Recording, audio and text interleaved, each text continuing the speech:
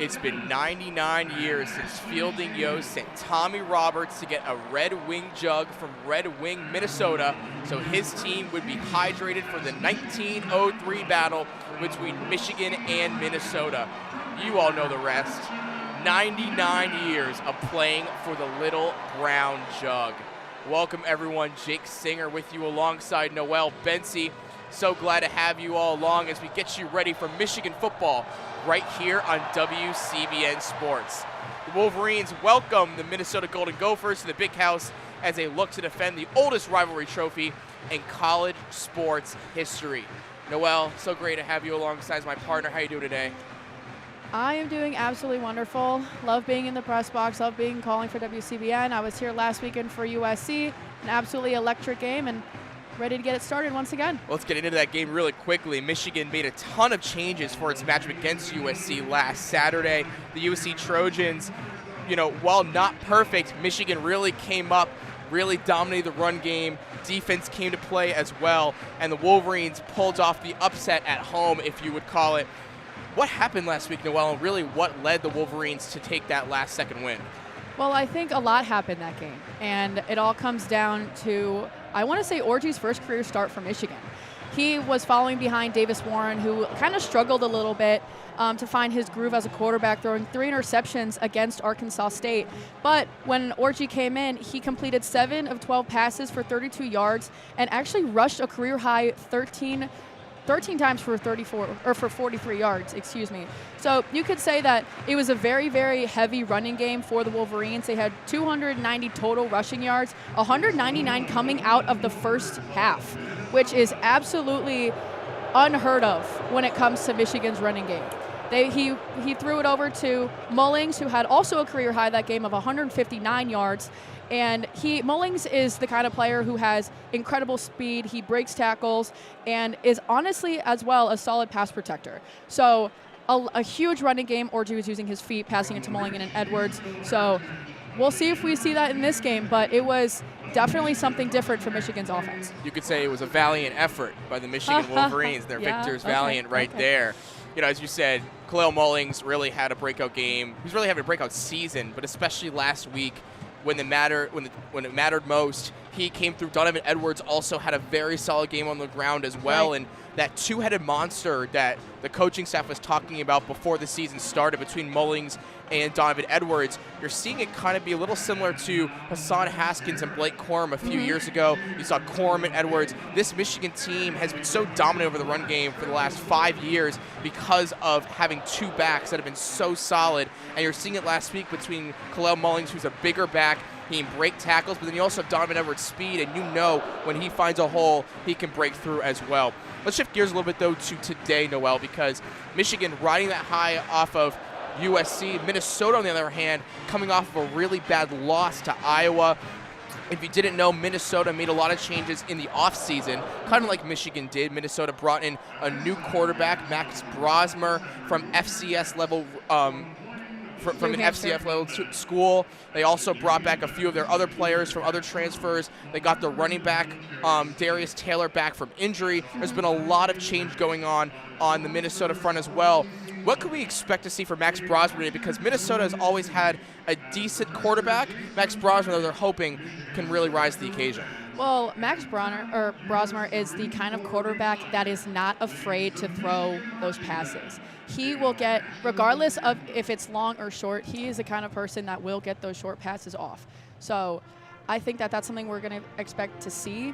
He is very, very dynamic when it comes to making sure that he collects those. And he was actually, he had two of the top 5 performances for completions in the games for 8 seasons at Minnesota. So, Max Brosmer definitely coming in here. PJ Fleck, the head coach of Minnesota, really hoping that Brosmer can rise to that occasion. And similarly, Minnesota has one of the best running backs in the country, probably one of the best running backs, at least in the Big Ten, maybe not in the country, but definitely one of the top backs in the Big Ten, in Darius Taylor. Now, Darius Taylor had been injured for a lot of last season. When he was healthy, he was very efficient for the Golden Gophers.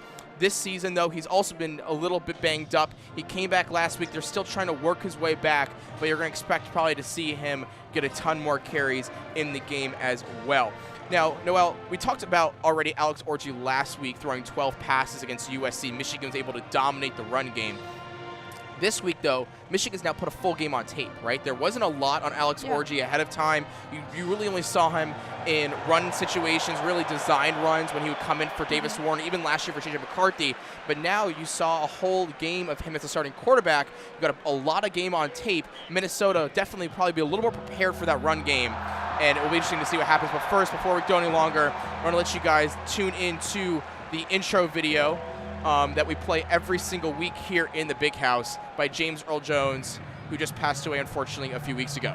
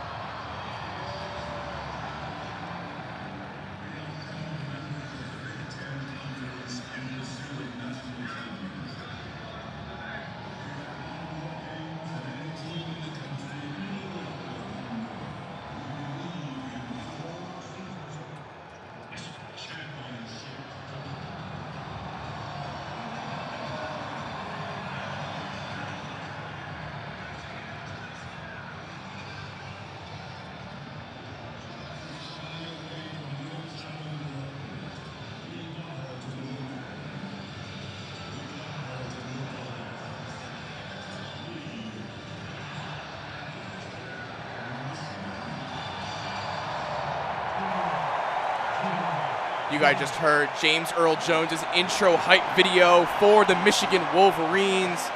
Noelle, as we were saying right before that hype videos, we welcome you alongside in our broadcast booth. Again, my name is Jake Singer. I'm alongside Noelle Bencie. Noelle, Alex Orji putting a lot on tape last weekend, throwing the ball, running the ball a lot more.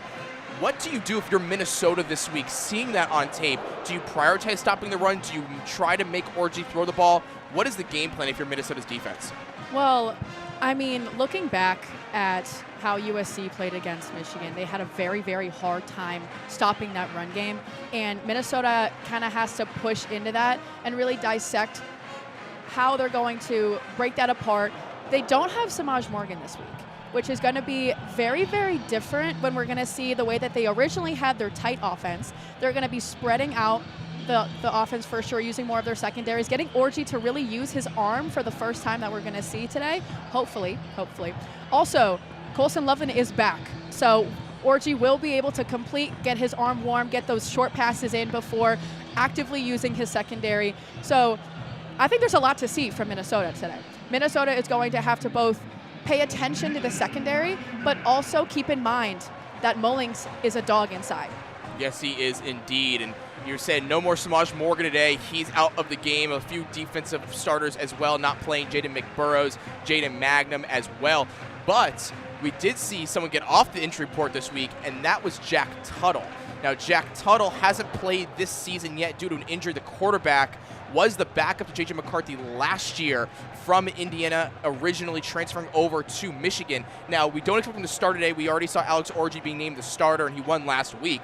But there is that possibility of deception and possibly bringing in a new guy this year who has not been able to play, and that could potentially be Jack Tuttle. But the last thing I want to talk about, Noelle, before we get underway here in Ann Arbor, just one matchup to look out for. Maybe offense versus defense, one guy versus one guy.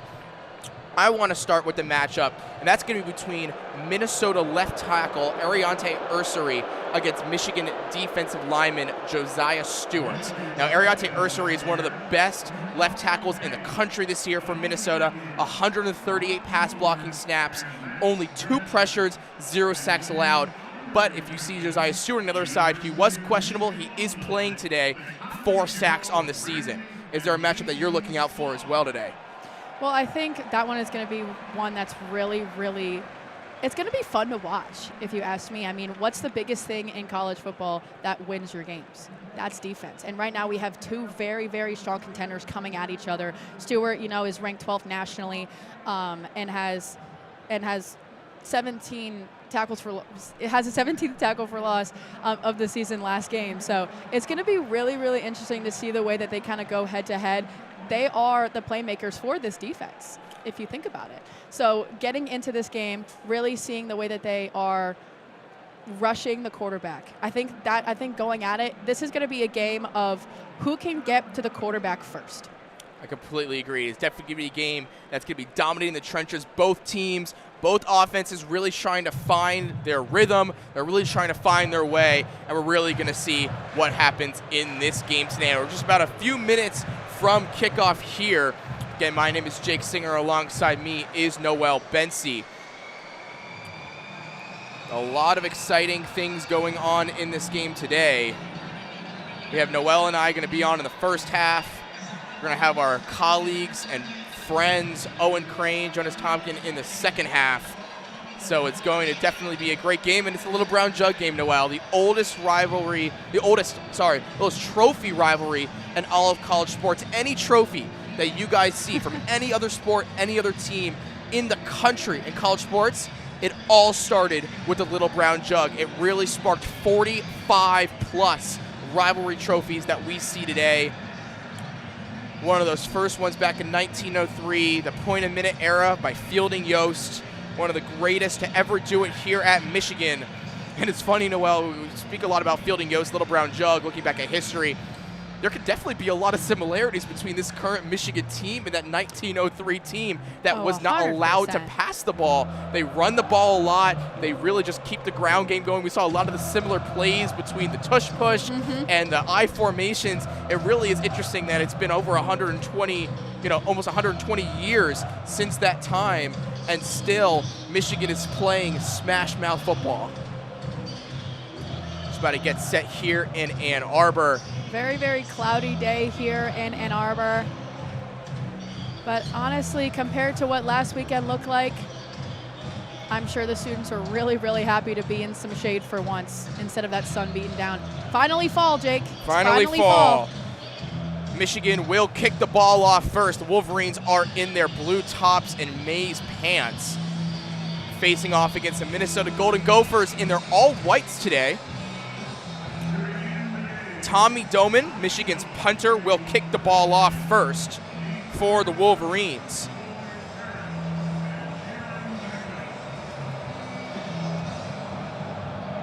Deep back to return is Quinton Redding of the Golden Gophers, and we're underway here in Ann Arbor, Michigan. And here Redding gets the catch, and he gets blown up.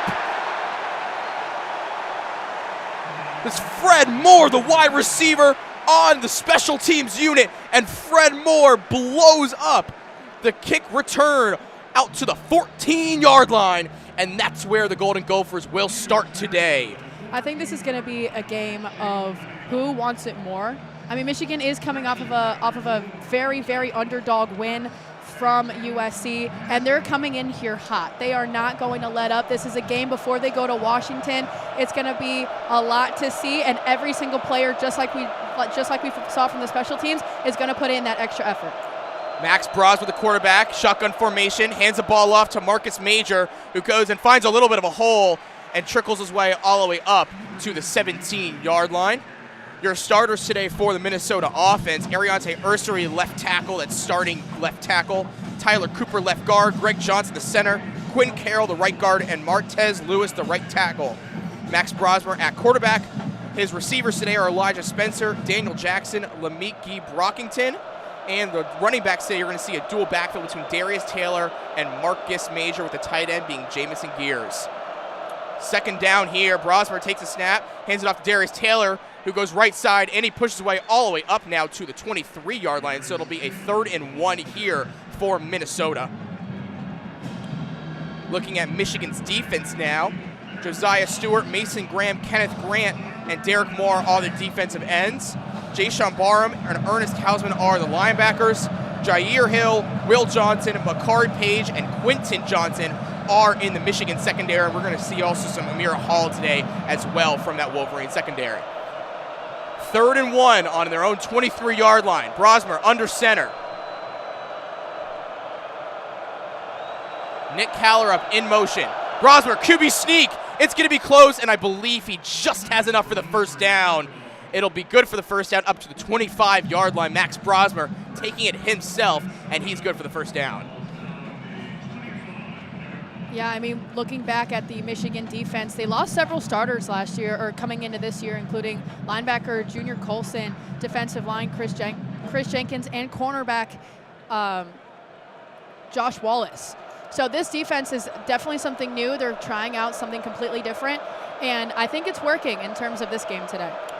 1st and 10 here. Brosmer in shotgun formation. Darius Taylor in motion. He hands the ball off once again to Marcus Major. Major uses offensive line, pushes his way all the way up to, I believe, the 28-yard line for a gain of 3. Already seeing Darius Taylor lining up as a receiver in the slot. Again, they're using both Darius Taylor and Marcus Major. Darius Taylor, 35 rushes, 222 yards, and 3 touchdowns this year. Marcus Major, 162 yards and 2 touchdowns. So again, really splitting those carries between those two guys as Darius Taylor works his way back from a number of injuries he faced last season. 2nd and 6 here, 29-yard line for Minnesota. Elijah Spencer in motion, fake the handoff to him. Here's a play-action pass, and that's dropped by the tight end. So it'll be an incomplete pass for Minnesota. Now, as I was mentioning before, Brosmer is going to use that as a way to, he's going to throw those short passes. He is going to try to get the little yards, because the little yards add up to the big yards. So I think that this is going to be his game. He's coming into the big house. Minnesota hasn't won a game against Michigan in years. They're since 2014. So this is going to be big for them. Big 3rd down here, 3rd and 6, 29-yard line, 4 receivers split out wide. Tight end in motion, Brosmer in shotgun. He's looking left, he throws it left. Darius Taylor, though, gets tackled in the backfield. Ernest Hausman coming up from the 2nd level, and Michigan gets an early stop here and forces a punt by the Golden Gophers. Max Brosmer trying to get out to his running back, coming out of the backfield, but Ernest Hausman read it all the way, and it'll be 4th and 12 here. Big loss for the Michigan defense.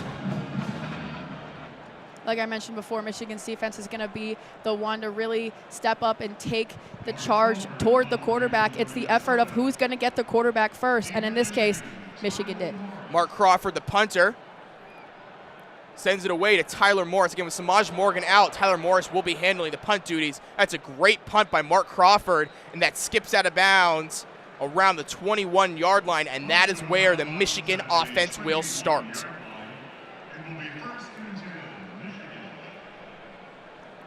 So it'll be 1st and 10 Michigan, and Noelle, that Michigan defense giving up just 1 first down on that opening drive by Minnesota really came to play today. Yeah, I think who we're going to see a lot of is Josiah Stewart, and Will Johnson. He returns as probably arguably the best cornerback of all of college football right now. I know that's a large statement, but same goes for Mason Graham at defensive tackle. These guys are coming in here. Michigan did an excellent job in picking up guys from the transfer portal this past offseason, and going into this, they're going to have to use those guys that they picked up and really solidify their strengths on the defense. 100%. I mean, we saw right there Ernest Hausman coming up from the second level, making a play. Defensive line not really getting beat there on the ground, and that's going to be really the name of the game today. Both these teams love running the ball. Both these teams have two solid backs in the backfield. You already saw Minnesota using both of them in that opening drive, and now we're going to have the opportunity to see Khalil Mullings and Donovan Edwards in Michigan's opening drive. I love watching Khalil Mullings. He is just an absolute beast when it comes to finding those gaps. If you look at him, he's really not a big guy. He's actually quite short. So seeing him actually weave his way through the offense is very, very fun to watch from a fan's perspective, 100% here is, we're ready to see this Michigan offense come onto the field. Samaj Morgan out. We already saw Tyler Morris getting the punt return. Michigan's going to have to make up for his production, but they do get Colson Loveland back. What does Colson Loveland do for a quarterback? We saw him really helping Davis Warren those first 2 weeks. Didn't have him that last start. What can he do for Alex Orji, who's just trying to get some passes down? No, I think that's a great thing you brought up. I mean, Alex Orji, like we said, he's a phenomenal athlete. He can run the ball, he can move his feet, but when it comes to passing, everybody is very skeptical on his skills for passing. They're like, oh, Alex Orji, he doesn't use his arm. I mean, granted, they had probably, I want to say, less than 50 yards passing last game, which is not a lot. Probably about 65, 70 yards in passing last game. But coming into this game, Colson Loveland is going to be the opportunity that Alex Orji needs to get those small passes in and really be able to experiment early and get the long passes out later in the game when they actually matter. Michigan offense back on the field. First for Michigan starters, Alex Orji at quarterback. Khalil Mullings getting the start today at running back. Offensive line is Miles Hinton, Josh Preeb, Dominic Giudice, Giovanni El Hadi, Evan Link. Look at the rest of you after this play. 1st and 10 here. Marlon Klein in motion. Orji takes a snap. He backs up to pass. He's going to take a shot, and now he just jumps up to the middle, and Fred Moore makes a catch for a second, gets popped out, and they're going to say incomplete pass to him. So it'll be 2nd and 10, Michigan.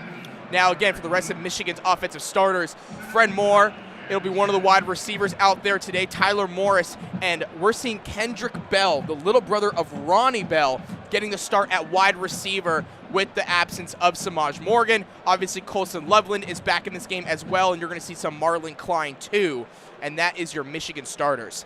2nd and 10 here on the 21 for the Wolverines. Pistol formation. Orji sending Max Bredesen in motion, handing the ball off to Mullings, and Mullings finds a little crease before he gets tackled for just about a half a yard. It'll be 3rd and 9 from the 22-yard line of Michigan. Yeah, Minnesota was reading their offense for sure. Looking at the game, looking at the film from last week, what did Michigan do that really shut down USC? And that was their running game. And that's exactly what Minnesota did. They shut him down. 5 receivers out wide now. Peyton O'Leary now in the game once again. Khalil Mullings now comes back in shotgun with Alex Orji. Colson Loveland now moves in motion too.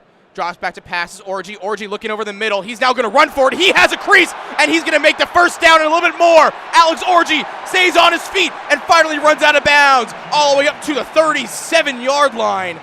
Great play there by Alex Orji, reading the defense, finding the hole, and punching it in for the first down.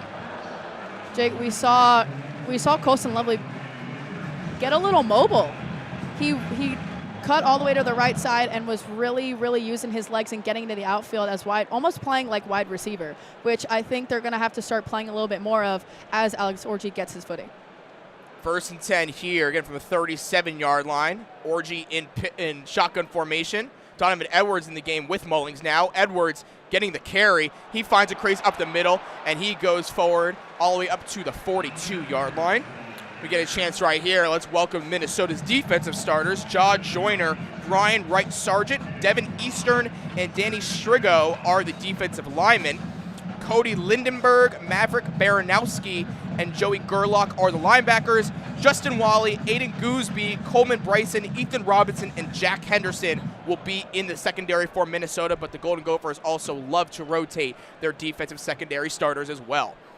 2nd and 5 here from the 42, Orji in shotgun formation. He hands the ball off to Mullings, and Mullings doesn't really go anywhere, probably just getting about a yard up the middle to the 43. 3rd and 4 here. And we're already seeing A lot of guys getting in and out of this game for this Michigan offense. Kendrick Bell coming onto the field. We saw Donovan Edwards and Kalel Mullings on the field at the exact same time. We're seeing Marlon Klein, Colson Loveland, Michigan really trying to mixture that pass game with that run game. Now, Orji did scramble for a first down, hasn't completed a pass just yet, but we have seen 2 passing downs and Orji not being afraid to drop back with the ball.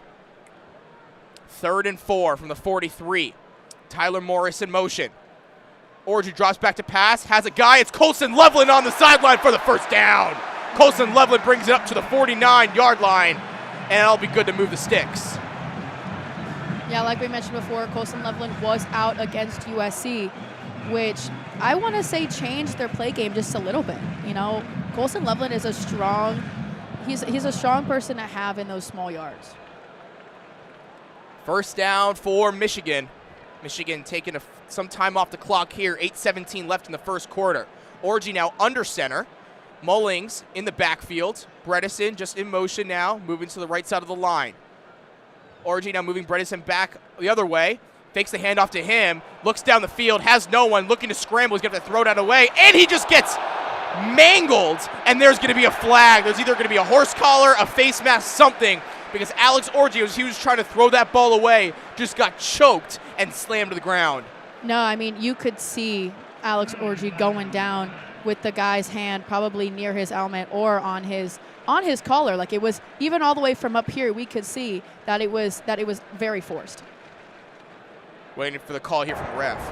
Personal foul, illegal horse collar tackle, defense, 15-yard penalty, automatic first down. You heard it from the ref yourself. Horse collar tackle, moving Michigan all the way up 15 yards. Orji trying to scramble, and that is one of the benefits of having a mobile quarterback, is even when there's no one down the field, the possibility of running forces the Minnesota defender to really have to get a big hack at him. And thank you to Owen Crain, our technical expert, getting that fantastic audio there from the referee. 1st and 10 from now the Minnesota 36. Michigan going jumbo package here. Mullings breaks one tackle in the backfield, tries to get around another, but the Minnesota defense swarms him, and that'll be at least no game, maybe a loss on the play. They're going to say no game there. 2nd and 10 from the 36-yard line. Yeah, it's really difficult to see. I mean, you have Mullings that will cut across, but Orji has to read that sooner. He has to get that ball out quicker. And Minnesota is doing a great job in reading the offense and really collapsing on the player that is carrying the ball to get some yards. But we'll see how Minnesota plays. Michigan has to get at least a couple yards on this drive just to make up for, or to really use that penalty to their advantage that they just got. 2nd and 10. Tyler Morris in motion. Orji looking downfield. Now he has Marlon Klein for a little bit of a screen play. Marlon Klein jumps out of bounds at, I believe, the 27-yard line. And that's going to be a gain of 9. So it'll be 3rd and 1 for Michigan. Michigan is playing a completely different offense in this set. Beforehand, when we saw Mullings rush the ball, they collapsed very, very quickly on the middle. But then in that last play, they really spread out the field, and they had all their secondaries going downfield, 10-yard line, 5-yard line, and then that's the time when you kind of mess up Minnesota's defense and really get those 9 yards in. So 3rd and 1 here. Klein and Bredesen helping alongside the right side. Orji handing the ball up to Mullings. Up the middle, and he has a crease! 20, 15, 10, touchdown, Michigan! Kalel Mullings opens the game up just how we ended the last one, and the Michigan Wolverines take an early 6-0 lead. That was a 27-yard gain for Mullings on that drive. Mullings is going to be the one that I think takes this year and really brings Michigan out from the underdog status that they have. You know, Michigan's coming off of a national championship. They're down. They lost a lot of their starters, and now they're down to 12 in the polls. But I feel like Mullings is the one that will bring this offense out of the trenches and bring it for the extra point. Dominic Zavada's extra point is good, and the Michigan Wolverines lead the Minnesota Golden Gophers 7-0. Brosmer is going to have to come back as he steps back onto the field and really use what he's strong at. You know, Brosmer is not a bad quarterback. He's in his 6th year as quarterback for playing in college football, originally at New Hampshire University, now playing for the Golden Gophers. But he has to really get in there. He has to use his short passes that he's strong at, but also his guys have to be able to catch those passes, because without that connection, you're not going to get any yards. So Michigan turning defense into offense. Kalel Mullings, just what a crease. The left side of that line opened up for him. Miles Hinton, Josh Preeb. Hinton coming from Stanford 2 seasons ago. Preeb transferring from Northwestern in the offseason. Noelle, you talked about bringing in transfers. Michigan didn't bring in a lot of them in over the offseason, replacing those 18 starters that departed either for the NFL or graduated. But Josh Preeb really helping out there. Evan Link moving in there. Max Bredesen. Really all the guys working at once. Giovanni Ohadi with a fantastic block on the defensive lineman. And that is what leads Michigan to that 7-0 score there by Kalel Mullings. So now, Noelle, we've gotten that first drive out of the way for the offense. You saw Orji taking the easy dump-off throws, but they were working. They're getting to the tight ends, Marlon Klein, Colson Loveland, not making it too hard for himself. And that's exactly what we were talking about before the broadcast, not making it too hard for Loveland, not making it too hard for Orji, and just finding those spots and eventually letting your run game do the rest. Yeah, I think this is going to be a game. I mean, I feel like a broken record, but this is going to be a game of protecting the quarterback. Orji has time to find those. Orji has time to really use the entirety of the field to where he has a choice. He can either run the ball, use his legs, he can pass it to Colson Loveland. That's going to be maybe 5 or 6 yards ahead of him, or he can dump it all the way to the back for Bell to get the catch. So we'll see if Minnesota is able to stop them again. Michigan is using a lot in their playbook, which we love to see. We love to see it because the bad thing about Michigan that they were kind of doing a little bit in the first 3 games was they were running the same thing over and over again. Everybody was getting exhausted with the run, pass, punt plays that they were doing. There was no variety. 3 interceptions were thrown to try to attempt to get out of that, but nothing was working for them. But Orji is such an athlete. He's such a dynamic player. He runs. He's able to pass. He's able to hand it off to get those yards. We're going to see a lot from him today, and I think it's exciting to see the way that he really encompasses all of the plays in the playbook. Great analysis there, Noelle, and Tommy Doman, the punter, now off to send it once again.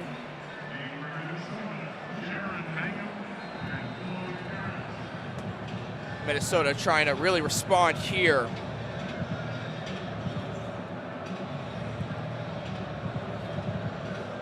Doman sends the ball away. Should be returnable once again. Finds a little crease, but it gets tackled at the 20-yard line. That's going to be, I believe, Quentin Johnson. Actually, sorry, it was the other 23 for Michigan. Tackled by Cole Sullivan, the linebacker. Nonetheless, that is where Minnesota will start on their own 20-yard line.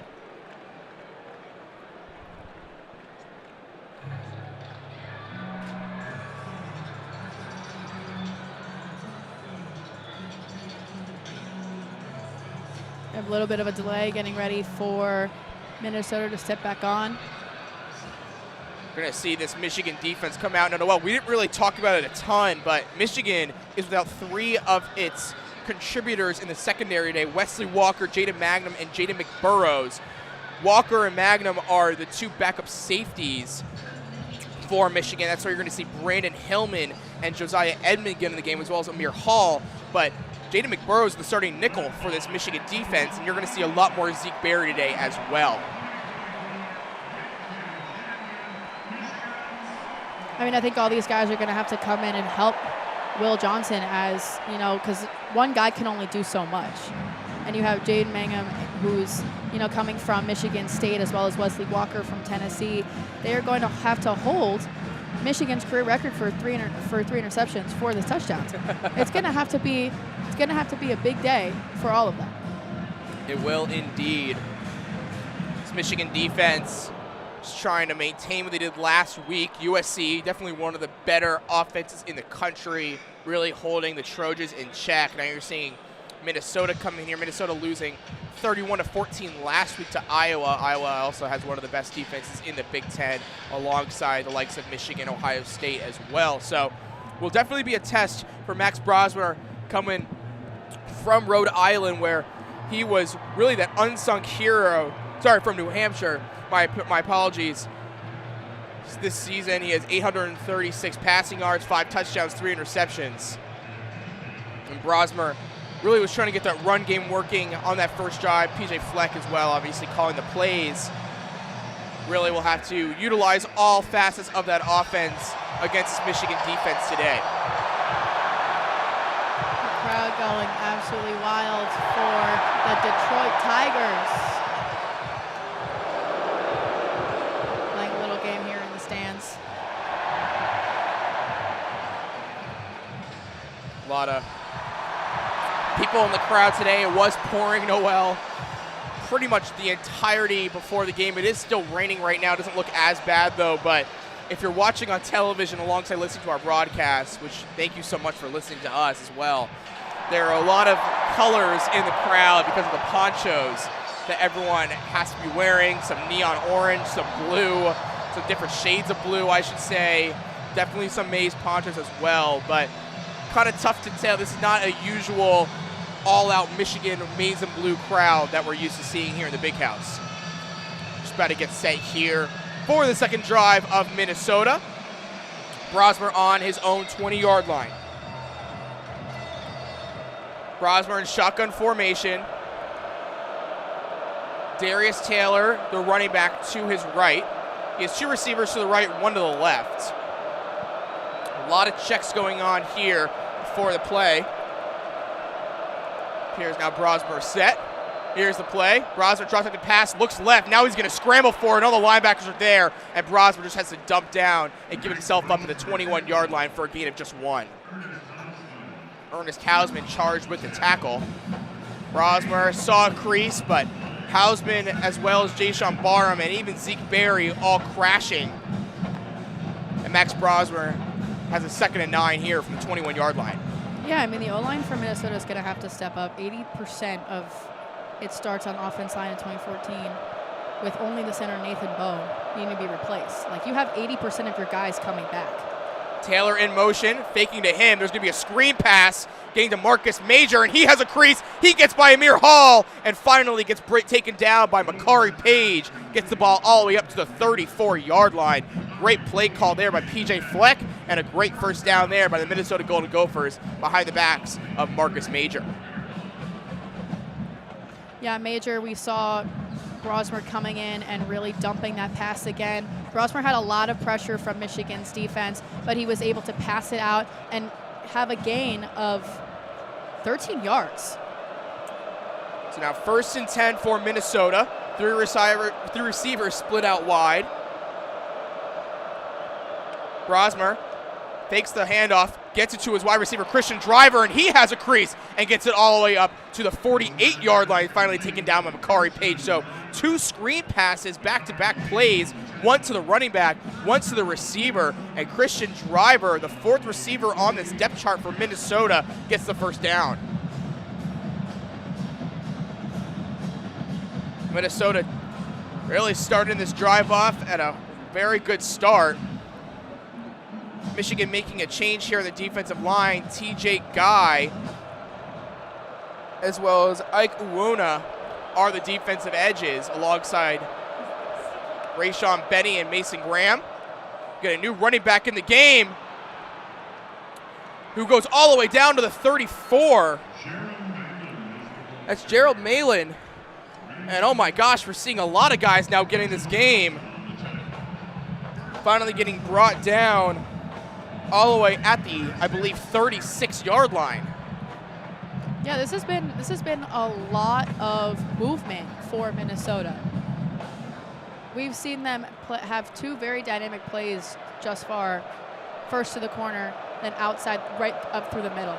So Minnesota has definitely been picking up yards in these last couple plays, and we'll see if they if Michigan's defense can stop him from getting in the end zone. Play now gets handed off to the running back Darius Taylor, and he gets his way all the way up to the 34-yard line, gain of 2, 2nd and 8 for Minnesota. Yeah, it's almost as if they're the only player that didn't return from their O-line, Nathan Bowe, who needed to be replaced. Doesn't seem like they're hurting much without him. Which, you know, you come back into a season and a lot of what you're doing is the same in terms of defense. You got the same guys. They built the culture together. They're there. They have a relationship. They know how to play with each other. They're in sync. So Minnesota we've definitely seen that in this last couple of plays. 2nd and 8 here. Draws back to pass. Here's a receiver, and it's picked off, I believe. They're going to say an incomplete pass. Max Brosmer intended for one of his receivers. I believe that was for Kendrick Lanier, and it went way behind him. And we're seeing the replay here, and it was definitely dropped. Great chance there for Makari Page. Nonetheless, it'll be 3rd and 8 for Minnesota.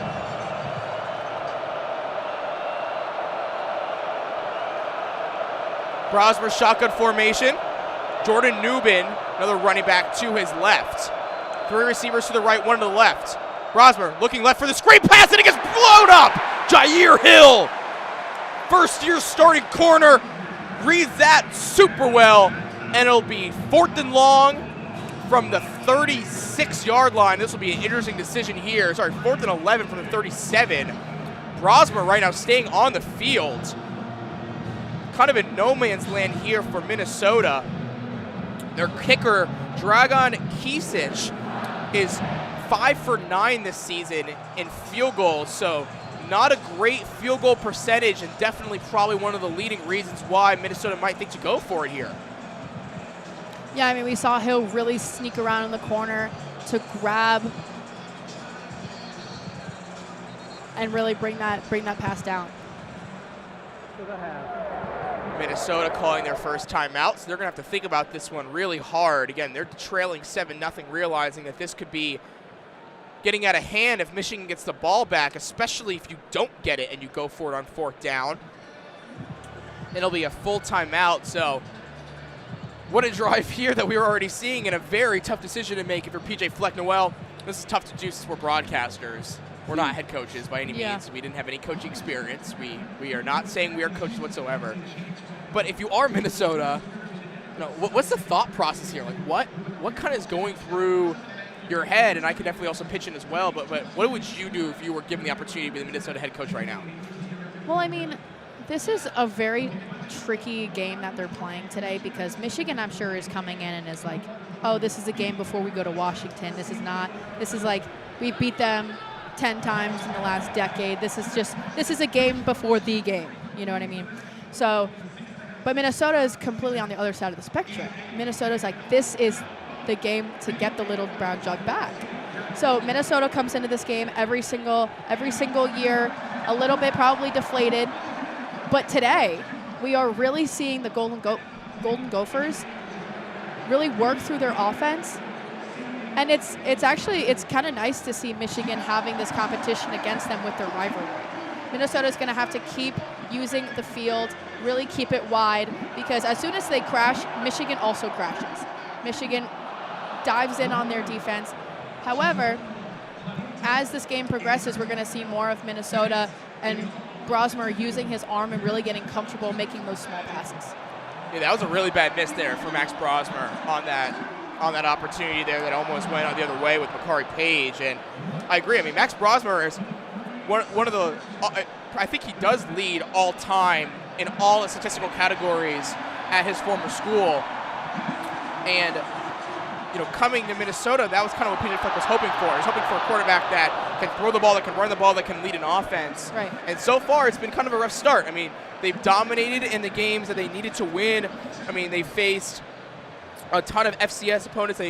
They killed Rhode Island 48-0. They beat Nevada 27-0. So back-to-back games where they pitched shutouts. But you lose to UNC week 1. You lost to Iowa last week.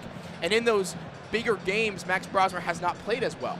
And so there has to be this question of, you know, it's still early in this game, but especially with this decision, it's not as much a decision of, yes, it's important to do you trust your kicker or not. Like, if this is Dominic Zavada, they're probably throwing him out there. But it's also, do you trust your quarterback? Can he make the throw? Because on a 4th and 11 play, this is a pass down.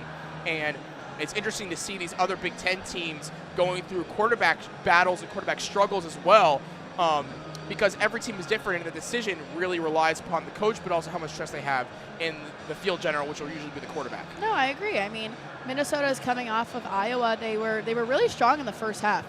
They came off a lead, 14-7, but that just seems to be Minnesota's game plan. They're very, very strong in the first half, and then they kind of trickled down a little bit. McNamara came out and had a very, very strong game for Iowa. So we'll just have to see them if they can really bring it into the second half. So Dragan Kesich, the kicker from Oak Creek, Wisconsin. Again, he's 5 for 9. He's going to line up for a very long field goal attempt, 54-yarder. Here's the snap, hold, and the kick. Looks no good, and it is no good. Michigan takes over. Dragan Kesich, now 50% from field goal attempts this season. And that's a really big stop by that Michigan defense. That Jair play on that screen play was a huge deciding factor. That was a really, really interesting decision to kick. I mean, you have to have a lot of trust in your kicker to do that, but that's a deep kick. That's almost like an NFL type That is kick. Definitely NFL. Most NFL kickers might not be able to make that as well. So they put trust in their kicker, but Michigan got great field position getting the ball back. Orji back here, shotgun formation, pitches it to Donovan Edwards, right side. Donovan Edwards goes along the sideline, and he gets taken out of bounds at the 41-yard line. I love watching Michigan's offense because their players they have so many skill sets. Like we just saw Mullings absolutely just block the guy block the defender as Edwards was running around the side. So they all have such interesting skill sets, and Michigan is really using it to their advantage. Hogan Hansen, the freshman tight end, now in there for blocking. Orji handing the ball off to Edwards up the middle. Edwards gets tripped up, though, for just a gain of 2. Up to the 43-yard line. So it'll be 3rd and 4 for Michigan. Donovan Edwards getting 2 carries here. He's still in the game. Michigan making some personnel adjustments as well. C.J. Charleston was in there that last play, one of the wide receivers. Now Kendrick Bell back in the game. Max Bredesen split out wide with C.J. Charleston and Kendrick Bell. Donovan Edwards in the backfield, and now there's some confusion on the Michigan offense. They're going to call a timeout. Michigan, their first of the half, 30-second timeout. So a quick 30-second timeout. Just quickly looking at the other scores going around college football today. Ole Miss beating Kentucky 7-3. Kansas State beating Oklahoma State 7-3. BYU taking a big lead over Baylor 21-0. And the Indiana Hoosiers, one of the bright spots of college football already taking a 7-0 lead with just 10 seconds into the game. And we don't have access to seeing how they score that touchdown, but I have to assume that'd be a big play in that first play of the game, possibly a kick return touchdown. But Indiana, what a start they've been on, and Michigan will have the opportunity to play them in Bloomington a little bit later in October. 3rd and 4 here, 43-yard line. Michigan trying to make something happen off the missed kick. Sending Edwards in motion. It's going to be a keeper for Orji. Orji plowing through the defense, and he's going to be about 1.5 yards short. Alex Orji faking it to Donovan Edwards. It'll be 4th and 1. Michigan crowd really wants them to go for it, but it appears Tommy Doman's going to run on the field. Yeah, I mean, that's not really what you want to see as a Michigan fan.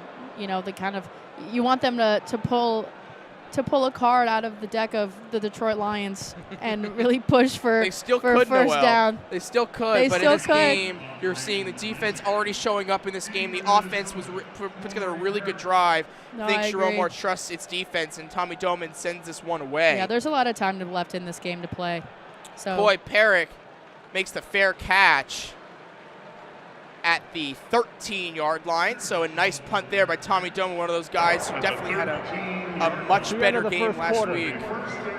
And it'll be the end of the first quarter. So Michigan, after one, leading 7-0. Appears Michigan probably should be winning by more, but definitely a dominant half by the Michigan offense and defense nonetheless. Yeah, I mean, this is definitely like coming off of the win off USC. Not really what you would expect to see. You know, there was a lot of energy in that game last week, a lot of big plays, but also you had a brand new quarterback coming in. And that plays a big difference when you're USC watching film for this game. If you think about it, I mean, Davis Warren was, he had his possessions in time. You know, he was doing all right in the first 3 games. But then now you have a completely new quarterback that's coming in and changing everything, changing how they run. So I think there's a lot of time left. It's a very, very long game of football we got going on here, and there's a lot to see. You know, Minnesota is a first half team. Michigan, we haven't decided that yet, honestly, if Michigan is a first or second half team, considering the way that they pulled it out last week against USC for Mullings with the 63-yard drive all the way down. No, 100%. Yeah, So, I mean, you saw last year that Michigan defense didn't allow a point really in the third quarter of the entire season. Yeah. It was very evident that team was a second half team, but I agree. I think this team, I mean, it's tough to see because Michigan has played Texas and USC, but then they also play Fresno State to begin the season, and so you really haven't had like a full, and then Arkansas State as well, so you haven't really had like a holistic view of what they're like against all types of opponents. And now you're getting into the teeth of the Big Ten competition for both of these teams. Michigan, as we were saying, already alluding to, next week they have Washington, then they got to go, and they have a bye, and then they got to play Indiana, and then you have Illinois, and then you have these big games, and obviously Oregon, and then finally Ohio State. You know, there's a lot of different kinds of teams in the Big Ten this year, which is why it's so fascinating with 18 teams in this conference. They're on all ends of the spectrum, and you really get to play all ends of the spectrum. So, right, Minnesota has been a first-half team. They've dominated against weaker opponents. They played well last week in the first half against Iowa. That's kind of what they showed. It'll be very interesting to see now punting the ball away. You know, Minnesota in their deep territory on their own 13-yard line. What are they going to do with this drive? Because you got lucky last drive by missing the field goal and Michigan going 3 and out. Right. What are you going to do with a second chance? You know, and it's going to be really, really hard for Minnesota to really be able to pick up on Michigan's tendencies, because every single, like, they are a completely different team than what we saw for the national champions last year. You know, there's really, you had a lot of your guys go to the NFL and really making a great start, but now you have guys that are stepping up. They're no longer sitting on the bench. They have to be the ones to fill those shoes and even do it better. So it's Minnesota is in a tough position because for the last 4 years, they were playing the same kind of, you had Harbaugh also behind the desk. You had the same kind of run throughout those 3 years that obviously worked for Michigan. But now you have a whole new head coach. You have a whole new defensive coordinator. This is a brand new team that the Big Ten opponents don't know much about. The new Big Ten opponents don't know much about. The fans honestly don't know much about. So it's going to, I really enjoy seeing the way that Michigan really transitions every single game. We see something different from them every time they step on the field. Could not agree more myself. And it's about to get set here in the second quarter. Michigan defense back on the field. Teams flip sides. Minnesota is going to be going now from our right to left. Michigan from left to right. Deep on their own 13-yard line is Max Brosmer, the starting quarterback for the Golden Gophers. Darius Taylor, the running back, is next to him. Elijah Spencer in motion.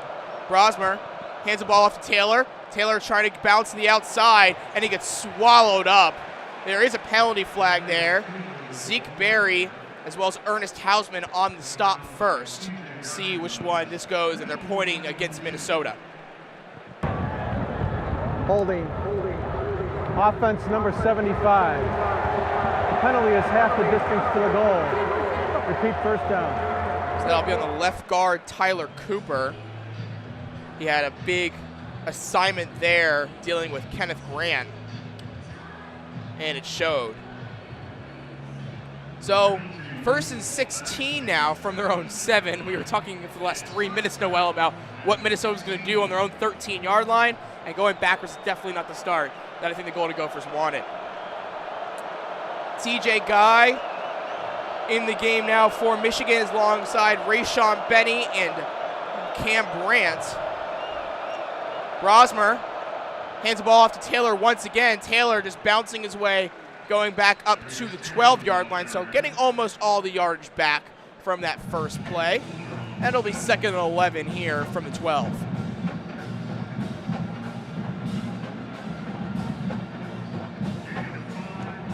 Being a 5 on the play for Taylor.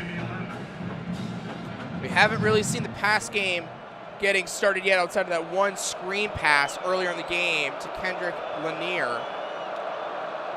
See what Brosmer can do. 2nd and 11.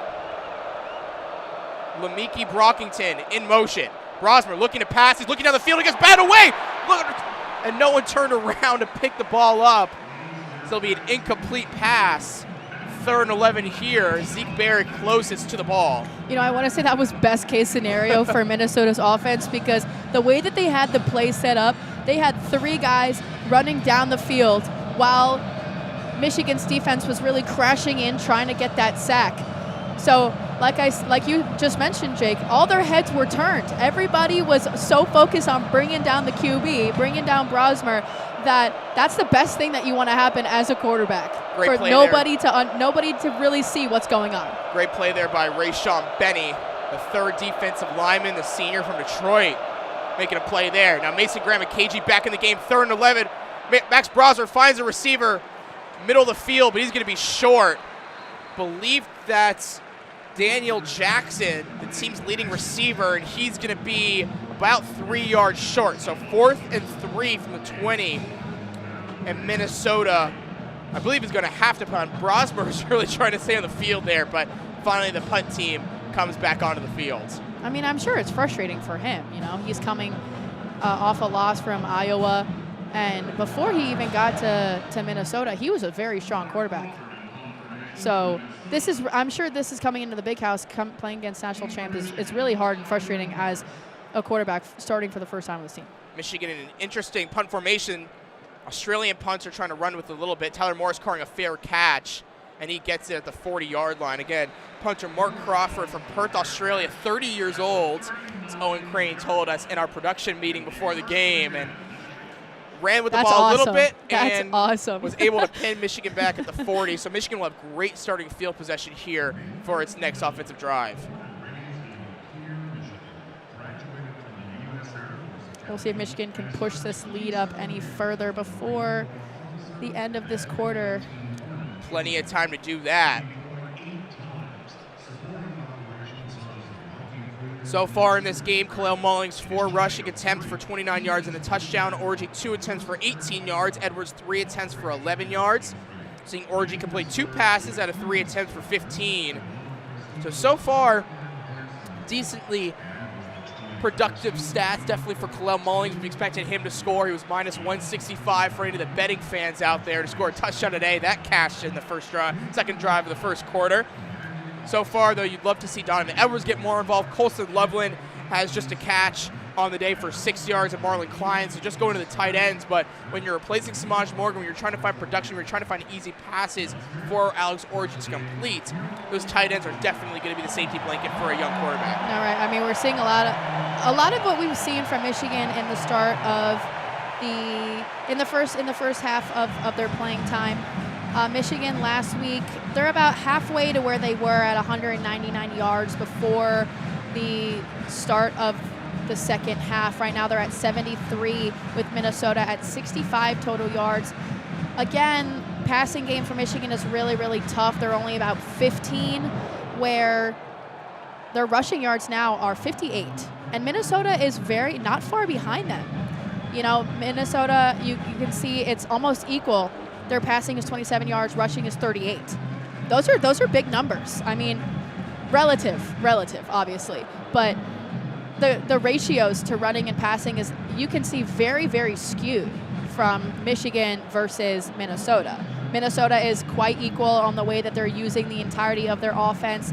bringing in new guys, not really sticking to one thing that works, really finding a bunch of things that work, whereas Michigan is really sticking to what they know with Alex Orji and what they saw last game. Could not have said it better myself, Noelle.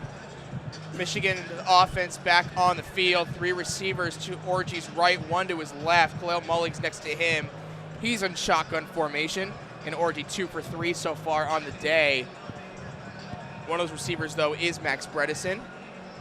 Will probably shift inside as he typically does. That fullback tight end role of that Michigan offense has been so important for so many different guys between Ben Mason and such. Colson Loveland moves inside now. Orji fakes the handoff to Mullings. He is Loveland, crossing route behind him a little bit, but Loveland makes the catch, and that should be good for a first down. Nice grab there for Colson Loveland. Again, the ball was a little behind him. Nonetheless, one of the best tight ends in the country. Make a great pass, but now Loveland isn't really moving that wrist that he hurt a week ago. Jogs off the field. I hope he's okay. He got tackled on it. So it's something to monitor. Again, they didn't say anything, but I can see that wrist kind of dangling from his hand, and that's something to monitor. So Colson Loveland with the catch, but runs off the field. Nonetheless, 1st and 10 from the 49. Orji hands the ball off to Mullings. Mullings, misdirection, tries to carry a few defenders, and he gets back to the line of scrimmage for no gain. Colson Loveland, I'm monitoring him right now on the sideline. Looks to be in a little bit of pain.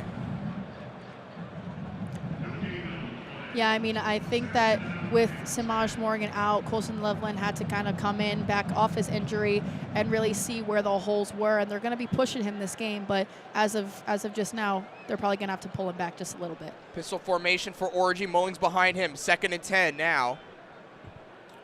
Fakes the handoff. He has multiple guys down the field, and Kendrick Bell drops the pass. Looking for a flag, hopefully. No, there was no flag there. Kendrick Bell, ball again a little behind him as he was coming across the play action pass crossing route. And Kendrick Bell just drops the ball, and now he's hobbling off the field as well. So Kendrick Bell gets shaken up. No, he's holding his knee. Now I'm watching the replay. Oh, Kendrick Bell getting the start.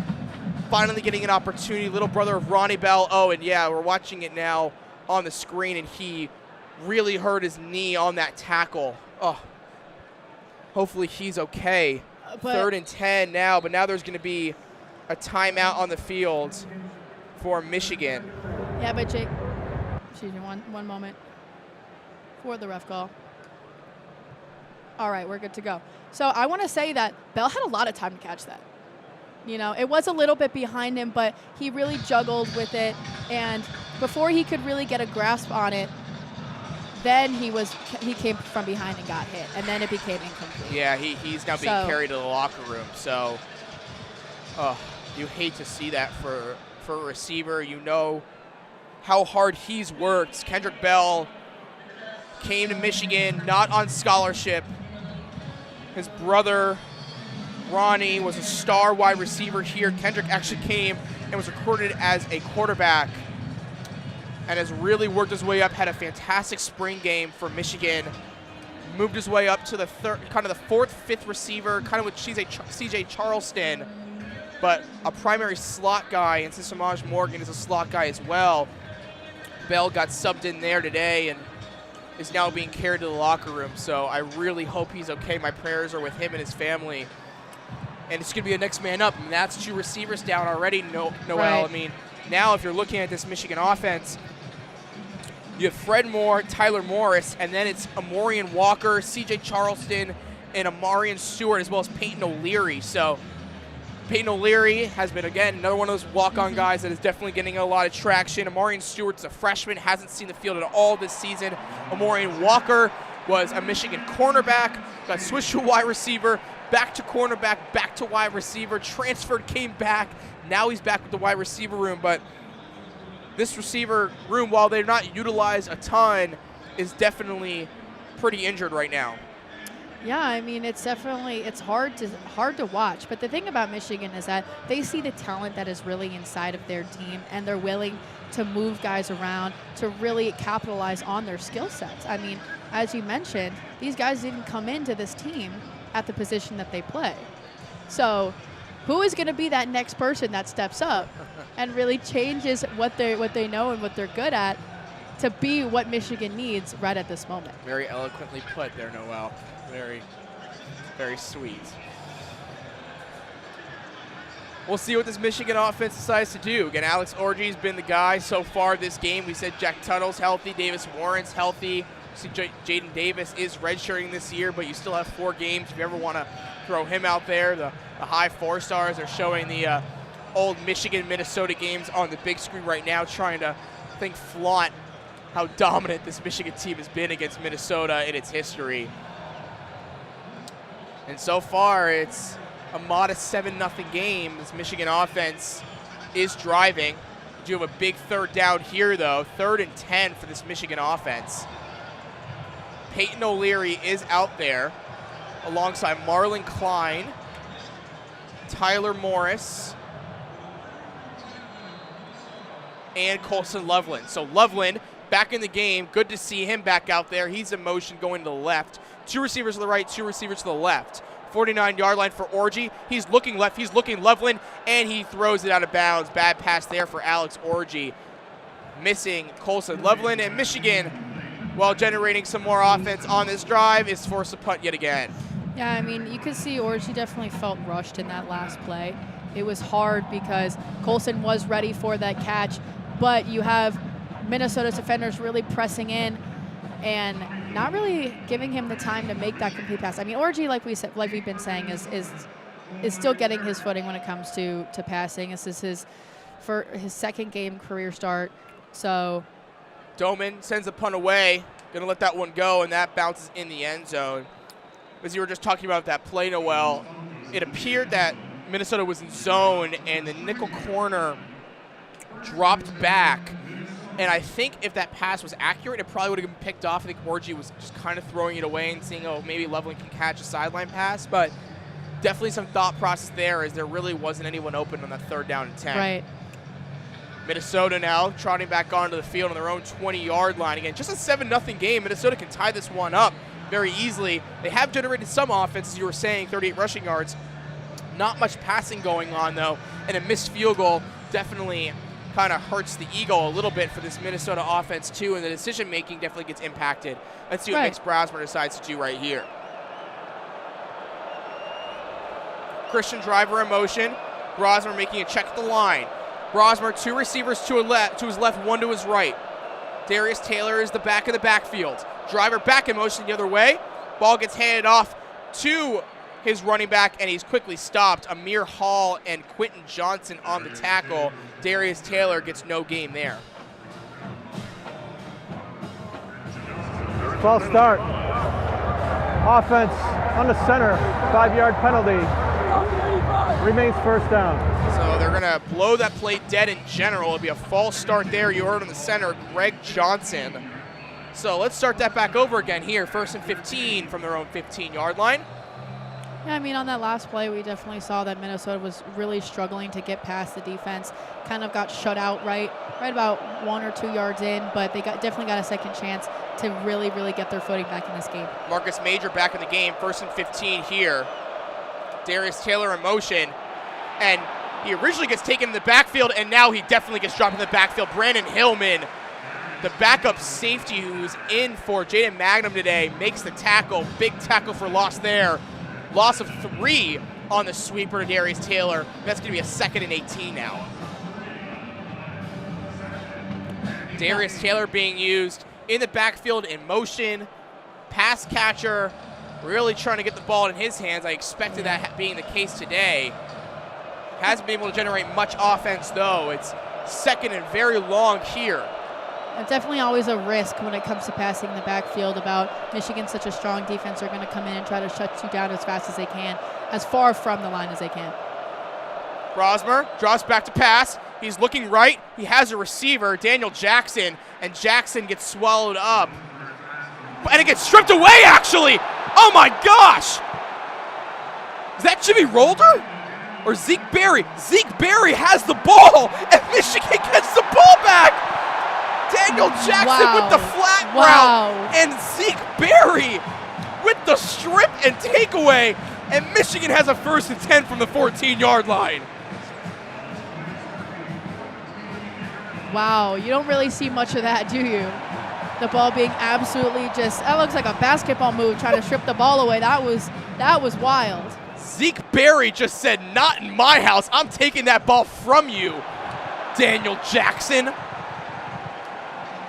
And a lot of credit there also should go to Jair Hill. He was really tussling with Jackson, as well as Quentin Johnson there too. 3 guys trying to get Jackson to the ground. Jackson tried to stay up, and Zeke Berry went right for that ball, took it out of his hands, went the other way, and was finally brought down by Elijah Spencer. So Michigan turning defense into offense here again, and this defense has come alive time and time again. Michigan 1st and 10 here. C.J. Charleston in motion. Khalil Mullings in the backfield. He gets the ball. He makes 1 guy miss. He's through the crease. He makes 2 guys miss, and he gets taken down at the 6-yard line. Khalil Mullings saying, "You're not going to tackle me. I was a former linebacker," and he puts Michigan inside the 10. No, I mean, coming off of this energy, it's definitely going to be Michigan is going to try to score on this play. I mean, I think they're going to do everything in their power to get a touchdown rather than just getting a field goal. For all of this, for the effort that Berry put into stripping that ball out of the hands of Minnesota. 1st and goal here from the 6. Mullings back in the backfield with Orji. Orji hands the ball out back to Mullings, and Mullings takes a pile up to the 2-yard line. Cody Lindenberg on the stop. They're actually going to mark him down at the 1. So Mullings just took Lindenberg, Maverick Baranowski, Joey Gerlach, and Justin Wally all for a ride. Originally met at the 5, took him 4 yards forward, and that's just what Mullings gives you as that back. As I kept saying, very Hassan Haskins-like, bigger back, battering ram back, and you're going to see a jumbo formation here, I formation. Bredesen the fullback, Mullings behind him, 2nd and goal from the 1. Orji under center. Orji hands the ball off to Mullings. Mullings, left side, and drives us into the touchdown. Taking Maverick Baranowski with him, and that's going to be 2 scores for Khalil Mullings on the day. Michigan leads 13-0. The question always raises, is Michigan going to be able to keep this lead and shut down Minnesota at the start? You know, we still have 9 minutes left in this quarter. It was a little bit slower start than we saw in the beginning, but Michigan has definitely come by, and they're going to keep going. They're going to keep pushing. Minnesota's just going to have to keep up. Dominic Zavada lining up for the extra point. Tommy Doman the holder. And that's good as always. Michigan 14, Minnesota nothing, and Noelle, what a rise Michigan has out of Khalil Mullings. He was the number 3 back on this team a year ago, wasn't even a running back 2 years ago. And the jump that he's made from year 1 to year 2 to year 3 now as a full-time running back has been unbelievable to watch. And as I said, taking Maverick Baranowski, the middle linebacker, with him into the end zone, watching this replay, that's going to be every single time. You saw a 4th and goal last game against USC, the game you called. Just the unbelievable effort that he had to even get in the end zone to win the game against the Trojans. You saw it once again. When Michigan lines up in I formation from the 1-yard line, it's almost a for sure thing. Almost always going to go to Mullins. I mean, you almost ask the question, where has he been? Like, why haven't we seen more of him? You just have a plethora of running backs. I mean, you know, it's tough with Blake Corum and Hassan and all these guys. But I agree. It just goes to show the talent that Michigan has on their team. And Mullings has definitely come out. He's shown out. He shows that he is the leader, and the end zone is nothing new to him. He is not scared to get in there. He's not scared to go against the line and really put his foot down and be like, this is mine. This is what's going to happen today. And that's exactly what he did. And that's why he keeps getting the touches and he keeps pushing for the offense. 3 straight rushes to Khalil Mullings, total of 14 yards, 10-yard run, 5-yard run, 1-yard run. So actually, sorry, 16 yards. Now I'm looking at it. I thought they started at the 14. They started at the 16. Nonetheless, you're seeing this Michigan identity really starting to form when you have an agile, athletic quarterback and Alex Orji, who can still be a run threat himself. That's what you were missing, I think, with Davis Warren. And that's what makes this offense, well, yes, defenses can stack the box and take away the run game at some point. I'm waiting for our defense to do that. Right. there is a possibility of when Alex Orji's in shotgun formation, he has Mullings to his right or to his left, or even Donovan Edwards as well in the backfield. You might even see Ben Hall. There's always a possibility of could Orji keep it. Right. And the amount of read options you can run with this team. You saw Lamar Jackson do it at Louisville a few years ago. You've seen other quarterbacks be so successful in college by just running a run-first offense. Air Force, Army, right? Navy, these teams are in triple options. Not Michigan, not necessarily doing that, but having that run threat of the run. You have 2 solid running backs and a third who's super good in Benjamin Hall, and you also have a dual threat quarterback. That really caused a lot of question marks and a lot of problems for a defense. No, and I think you bring up a good point. It raises a lot of questions because this is not what we are used to seeing as a Michigan team the last 3 years that we've been here. We have been so used to seeing J.J. McCarthy gun it down the field. He was so set on moving the ball as quickly as he could, as far as he could at all times. Yes, you saw him a couple times move his feet, get in like within the pocket, try to slip out. But with Orji, it raises the questions to fans, alumni, donors, the team itself, and they're saying, is this the guy that will bring us a kind of difficulty on the arm a little bit, but is this a quarterback that will get us to where we came from at the end of last season? Bold prediction there, but definitely that's right now from what we've seen through 5 weeks of the season. Right. That's what this offense identity is, and you're seeing a shift in carries from Mullings to Dono. Right. Where at the beginning of the season it was very largely Donovan Edwards, but Mullings has been a largely efficient back his entire career here at Michigan as Tommy Doman sends the ball away to the Minnesota kick returner, Coy Perrick, and it's going to be a touchback. So Minnesota will start on the 25-yard line. So now Michigan leading 14-0, Noelle. We'll look around the other scores here. Ole Miss leading 7-3 over Kentucky. The Nevada-Maryland game also neck and neck 7-7 right now. Another Big Ten matchup to look out for. Michigan will face Indiana later this season. Will not unfortunately get to play Maryland this year, but 2 teams that are trying to reinvigorate their program in the expanded Big Ten. 1st and 10 here for Minnesota. Marcus Major is the back. Fake the handoff to him. There's no one in the backfield, though. There's no one available as well. Max Brosmer is scrambling, and he has to throw it out of bounds. Max Brosmer really trying to get it to his receivers. That was intended for Daniel Jackson. Nonetheless, it'll be 2nd and 10 for the Golden Gophers. Yeah, Michigan almost breaking the total yardage with 99 yards in the first half just so far. Good pursuit there by Jayshawn Barham, forcing Brosmer to throw it out of bounds. Daniel Jackson split out to his right. 2 receivers to his left. Handoff goes Darius Taylor, though. Taylor trying to make a few guys move. Jayshawn Barham and Brandon Hillman on the stop. Be up to, I believe, the 29-yard line. Got a little bit of movement in there. You know, the Golden Gophers were able to pick up a couple yards. Nothing crazy, but, you know, the little yards add up to another 3rd and 5. 3rd and 5 from the 29.5-yard line. So it's really 3rd and 5.5. It's important and distinct, right, especially with the margin of error here in these games. Michigan fans getting loud here in the Big House. 110,000 plus. Brosmer making a check at the line, trying to make sure his guys can hear him. Marcus Major to his right. 2 to his left, 2 to his right. Brosmer looking left, now looking right, now looking over the middle, and it's broken up. Great play there by Brandon Hillman. He is everywhere, forcing an incompletion to Elijah Spencer, and Minnesota will be forced to punt yet again.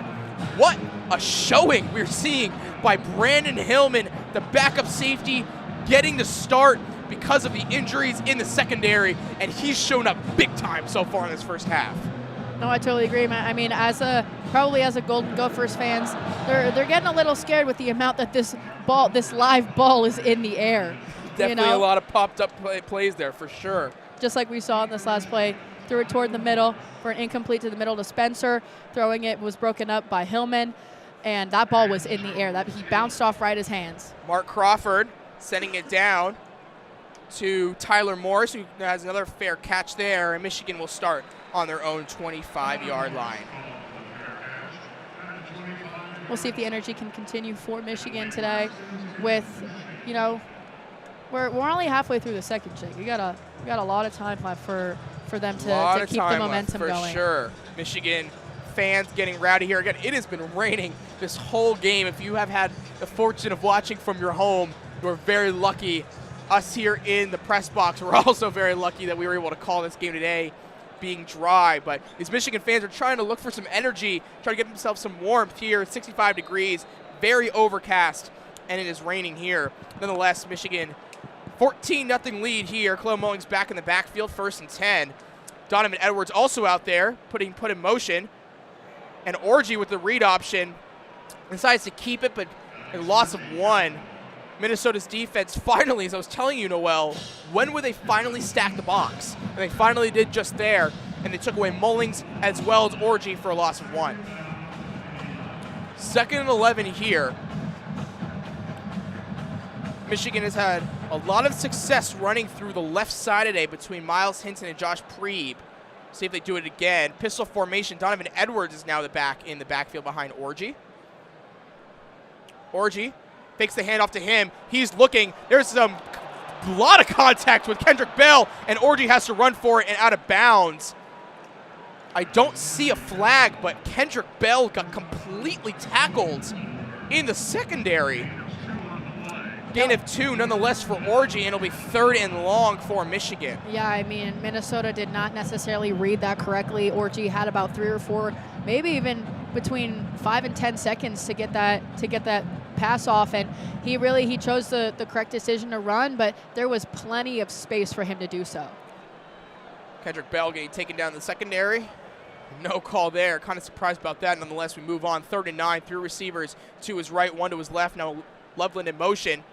Orji looking left, looking down the middle of the field, and it's overthrown to Marlon Klein. Marlon Klein, if he threw that in stride, would have a lot to gain. Nonetheless, Alex Orji overthrows his tight end, and it'll be 4th and 9. Michigan will be forced to punt.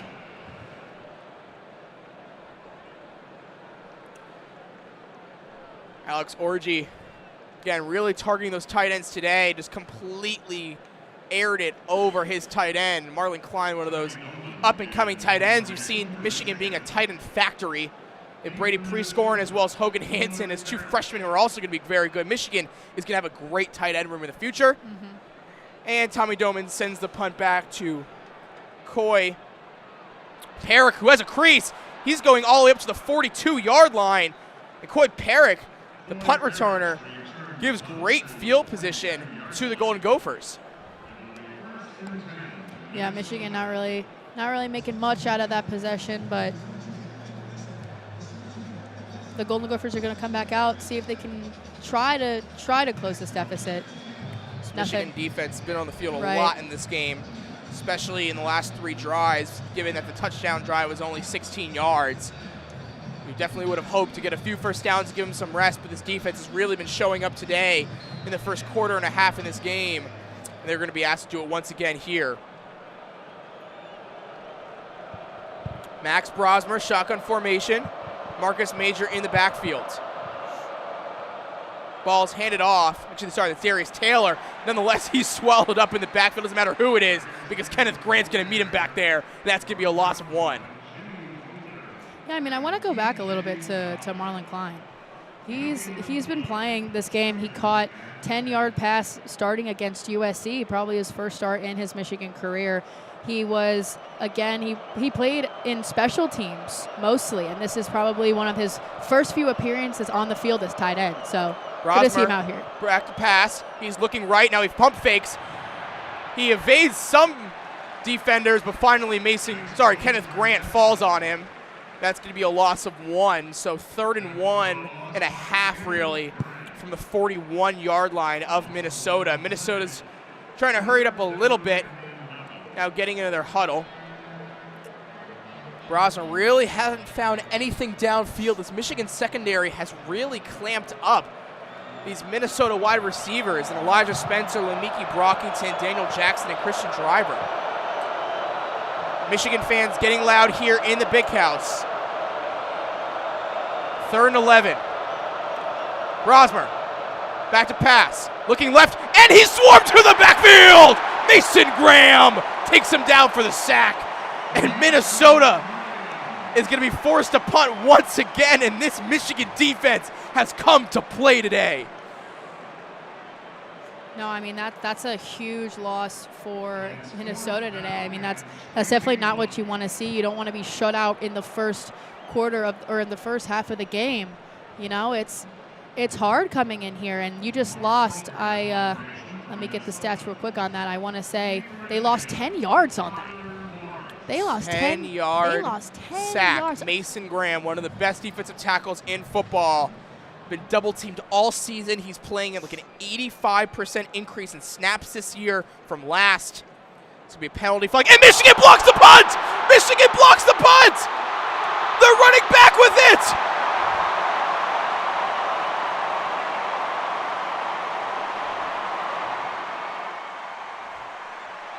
We're going to see what the penalty is here. Christian Boyven with the pickup and run back all the way down to the 11-yard line. But first, there was a penalty right before the snap. Illegal formation.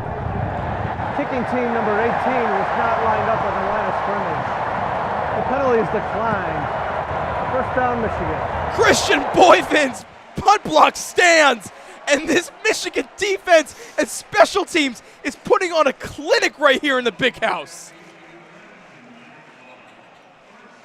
I mean, if you're a Minnesota fan, I feel for you, because Minnesota has really, really been struggling to keep their feet in this game. You know, they ripped the ball in the last quarter. They threw this. I don't believe they threw an interception in this game, but handoff, faked it to him. Tyler Morris with the play action pass, and they're gonna mark him down at the 1-yard line. Tyler Morris getting down to the 1. Sorry to cut you off there, Noelle. But that punt block by Keyshawn Bennett and Christian Boyven setting up the first down play as Alex Orji with the play action pass, sneaking it out to Tyler Morris, and he gets taken down at the 1. And you know what this means. It's not Khalil Mullings, but Donovan Edwards in this game. And they're going to go I formation. Max Bryson right in front of him, and they're going to try to spread the wealth here, Noelle. No, I agree. 1st and 1 from the 1. Michigan offense just looking to see if they can replay that. Just a second. Pylon, it is a touchdown. And now they've replayed it, and they've called it a touchdown for Tyler Morris. So Tyler Morris, we're watching the replay, gets in the end zone. And oh my gosh. I mean, that's what happens when you hit the piling, you know? Get to the pylon, get in. Tyler Morris, who has been so quiet in this Michigan offense, this wide receiver core in general has been quiet in this offense. I know Tyler Morris was really hoping for that one, and that's great to see from Michigan. 20-0 is the score. Dominic Zavada lining up for the extra point. It's up. And it's good. And it's good, as Noelle said. 21-0. Wow. Michigan has a strip fumble, blocked punts, multiple defensive stops, and capping it off with 2 Khalil Mulling touchdowns, and now Tyler Morris finding the end zone as well. No, it's been a really, like you said, mentioned before several times in this game already, they're turning defense into offense. And it is absolutely electric. You know, even the special teams is doing that. Special teams is blocking punts. They're grabbing the ball. They're getting into the end zone. Nobody has a strict position or role in this game. It's very widespread. And I think that's going to be Sharon Moore's kind of like playbook. I think that's what he's trying to create from this team, is that everybody has a responsibility from start to finish. Nobody goes halfway. Nobody says, this is where you start, this is where you end. It's going to be this team. All these guys are on the up and coming. They're going to be here a while. This is the team that's growing, and we've seen that just from the amount of effort that every single player, including special teams, has put into getting this first quarter, crossing our fingers, hopefully shut out. Punt away to Coy Perrick.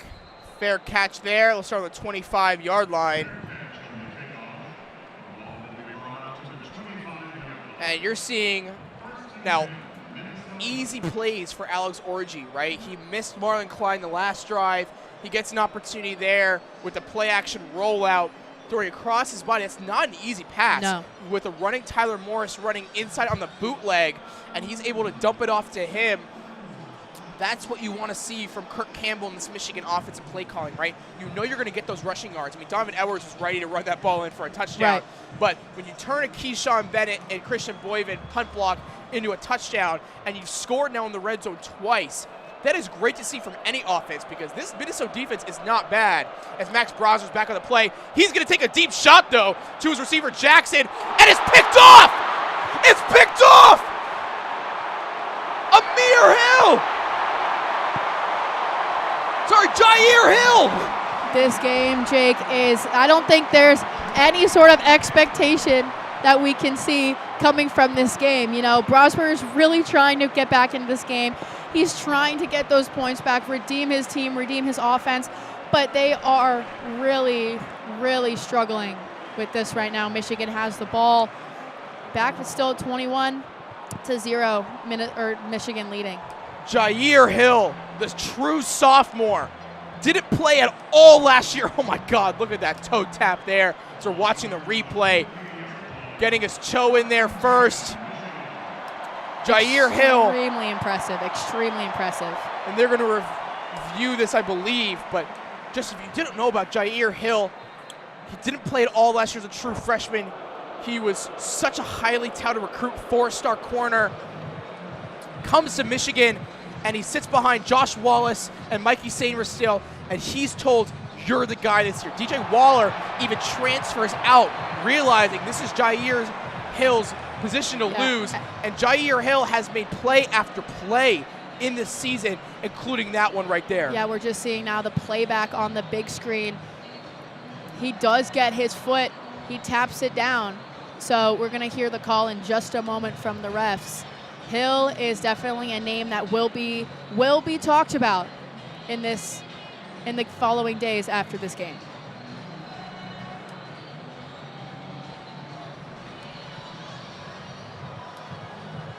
So we're just going to wait for the confirmation here. But if it stands, we believe it should.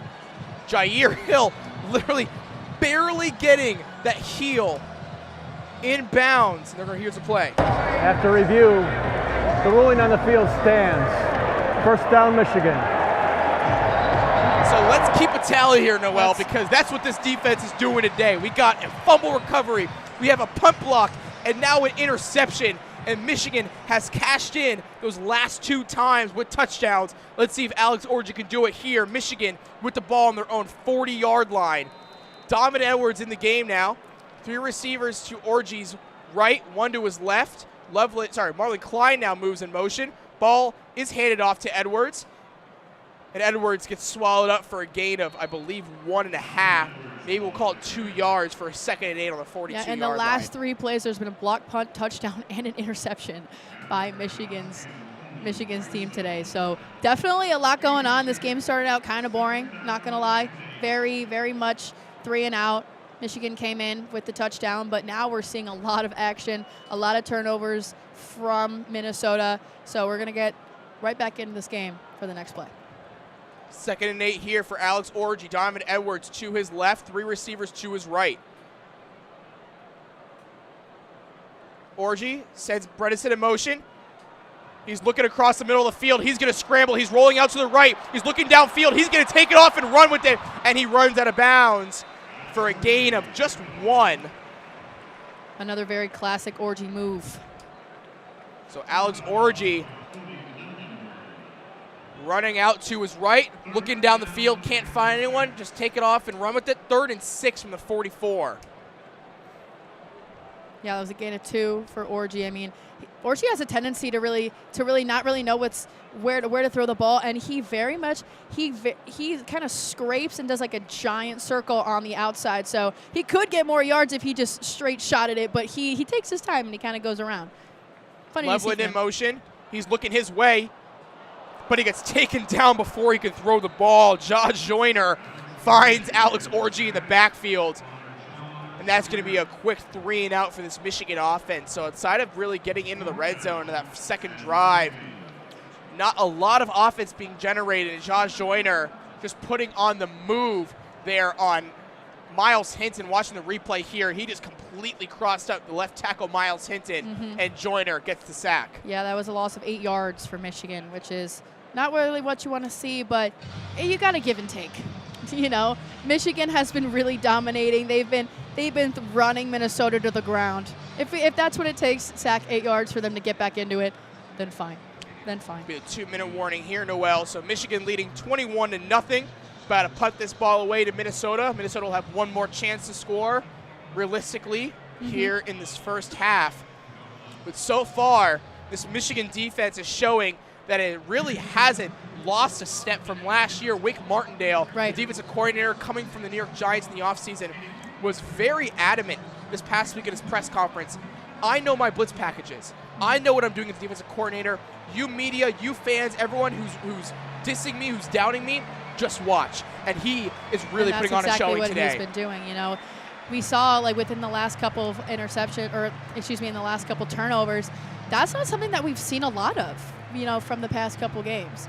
So, or in the last couple seasons. You know, there would be a turnover or some, but this was something that was extremely different that is really refreshing to see, you know, from as a Michigan fan and as somebody who's been watching these games for so long and seeing the transition between the two, seeing how, you know, you had this whole different dynamic team come in, and it's great. It's something that we haven't seen before. It has definitely been great to see so far.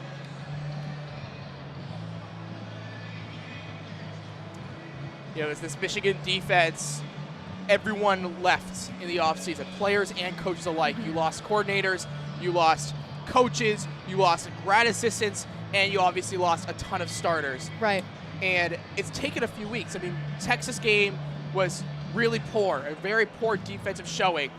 Yeah. You come back against Arkansas State, it was a little better, got a little shaky at the end, and then last week against USC, the defense kept Michigan's offense in this game the whole game last week. And now you're seeing in this game, it's allowed the offense to kind of work through some of its issues today because this offense has been working with Noelle Mullings and being in the red zone, but we've seen a lot of 3-and-outs as well. But like I've mentioned before in this game, and I'm not going to diss the Gophers at all because the Gophers are a strong team. Very strong team. Not ranked, but, you know, they do put in the effort. They are there. They do show up.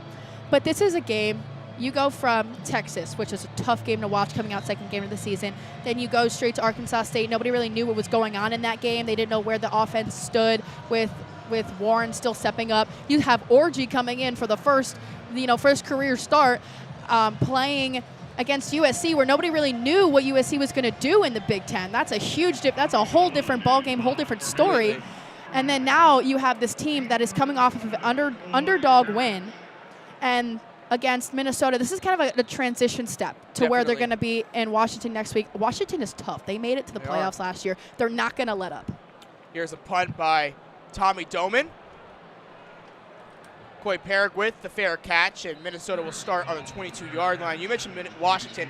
It did lose last night to Rutgers, but going into that environment, going into Seattle next week, will definitely be a tough test for Michigan because it'll be their first road game of the season. They've been at home for the last 5 games. 5 games. And that is very rare for any college football team. Michigan has done it a lot of times recently. That won't be the case going forward, starting next year with really expanded conference play and expanded out-of-conference rivalries, starting up with Texas and some of other teams alike.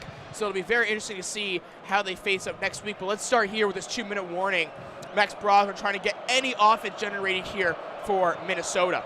Brosmer looking for a screen pass, and Darius Hiller gets blown up in the backfield. Makari Page with the stop, and there's a penalty flag. Yeah, we'll see what the penalty is on this play just now. Personal foul, roughing the passer. Defense number 1, 15-yard penalty, automatic first down. Jayshawn Barham appears to have roughed Max Brosmer right before the screen pass. That is such a hard thing to judge because of a screen pass when the offensive linemen pull out and try to form a blockade for its running back, that's a free lane for any linebacker, and that's a really tough blow there for that Michigan defense. And that'll be a free first down, and Minnesota moves up to the 37-yard line. Yeah, I almost question, like, what defines roughing the passer? Especially in those screenplays, always a question. Brosmer trying to get out to Taylor, and Taylor gets taken down by Barham. So Barham goes, okay, you want to penalize me? I'm just going to take you down the next play as well. Great play there from Barham coming from the secondary. Again, the transfer from Maryland making the stop there. Yeah, Loss of 1. He said, I don't need a gap to bring you down. I don't need a gap. No, he does not. I can do that on my own. 2nd and 11. Brosmer looking up. Now he's going to dump it off to Taylor once again. And Taylor makes Barham miss and gets taken down by Makari Page for a gain of 10. So it'll be 3rd and 1 from the 46. Minute 15 left. We're keeping an eye on the clock here. Minnesota getting into no man's land right now. Hurry up offense. Brosmer hands the ball off to Taylor. Taylor up the middle and drags Ernest Hausman for a first down. Believe it'll be a timeout now by Minnesota, so good work there by the Gophers getting that hurry-up offense started. Actually, there's not going to be a timeout. Just going to stop the clock for a second with the first down. 1st and 10 from the 48. Brosmer gets taken down to the backfield. Mason Graham with another sack. Rock that baby, Mason. And now there'll be a timeout taken by Michigan. Yeah, Mason Graham has been really, he's been showing out this game. Definitely has. He's putting in his footing. He actually, funny enough, he shared Defensive Player of the Game honors for his performance against USC. So he's definitely keeping up that status, and he's not letting up. We've seen him with. Do you have the stat on that? How many stats we've seen him with this season? Oh. We'll have to look back at that, but we're looking at And Mason Graham, as you said, though, Defensive Player of the Week last week against USC, already has 2 sacks in the game today. Yeah, he notched 2 sacks against Arkansas State and then made 3 tackles, and then a tackle for loss against Texas. And he's definitely one of the stronger defensive players for this team, and he's definitely shown up. Nice to see. Mason Graham pushing it back. 2nd and 17 now. Brosmer dumps it off to Taylor. Little shovel pass. Taylor bouncing his way to the 49-yard line. So Taylor gets those 7 yards back. They lost with Mason Graham. Brosmer trying to move quickly. Kenneth Grant now coming back into the game. Graham moving off. Hurry up offense, though. 3rd and 10 from the 48. 32 seconds left. Brosmer back to pass. Finds a sideline, and he finds a receiver, Jackson, who has more. Jackson gets taken down to the 32, and I believe Minnesota will stop the clock in some capacity. 26 seconds left. My evaluation was correct. Brosmer spikes the ball. Minnesota just has 1 timeout left. Michigan has 1 as well. So 2nd and 10 here from the 32. Minnesota, again, taking a roughing the passer penalty, and now a really big pass there to Daniel Jackson. Yeah, Jackson, he could have definitely got a couple more yards, but I feel like he was playing it safe. He wasn't necessarily tackled at the 30-yard line, but he kind of jumped a little. He leapt forward trying to get those extra yards, kind of saving himself also from getting absolutely beaten up by the defense. 2nd and 10, 32-yard line. Brosmer drops back to pass, and there's going to be a penalty. I believe it's going to be a false start in Minnesota. That'll back him up 5. Before the ball was snapped, false start. Offense number 65, 5-yard penalty, remains 2nd down. 2nd penalty there on Greg Johnson, 2nd false start on the center, Greg Johnson. Definitely not what you want to see in 2-minute drill, especially with a kicker that is 50% for the season. Minnesota really trying to get that in there. You know, they're rushing, not really making the smartest plays. 2nd and 15. Brosmer gets taken down to the backfield again. This time it's Rayshawn Benny who rocks the baby. Rayshawn Benny taken after Mason Graham. 3rd and 23, and with 10 seconds left. Their 3rd and final charge timeout. Believe Minnesota is going to take its final timeout, so they're going to have 1 more shot really now at the end zone if they can possibly get it to the sideline too, but Michigan's definitely going to guard those boundaries. 3rd and 23 from the 45, and between Mason Graham and Rayshawn Benny, this Michigan defensive interior linemen are really coming to play in this first half. Yeah, I mean, that was a sack for a loss of 8 yards. I mean, now Michigan holds Minnesota 3rd and 23. Like, that's a lot. You're trying to leave this quarter with something, and you have a missed field goal. This is not like earlier in the half. You're really trying to grab at straws here, and Minnesota coming into their final timeout of the half. They're really scrambling, and we've seen that with the last couple sacks. Yeah, no Josiah Stewart in the game today so far. He was questionable, hasn't played yet. TJ Guy been in the game, and the defensive line's been great. No, more pressure. Brosmer sitting it down. Zeke Berry under the ball.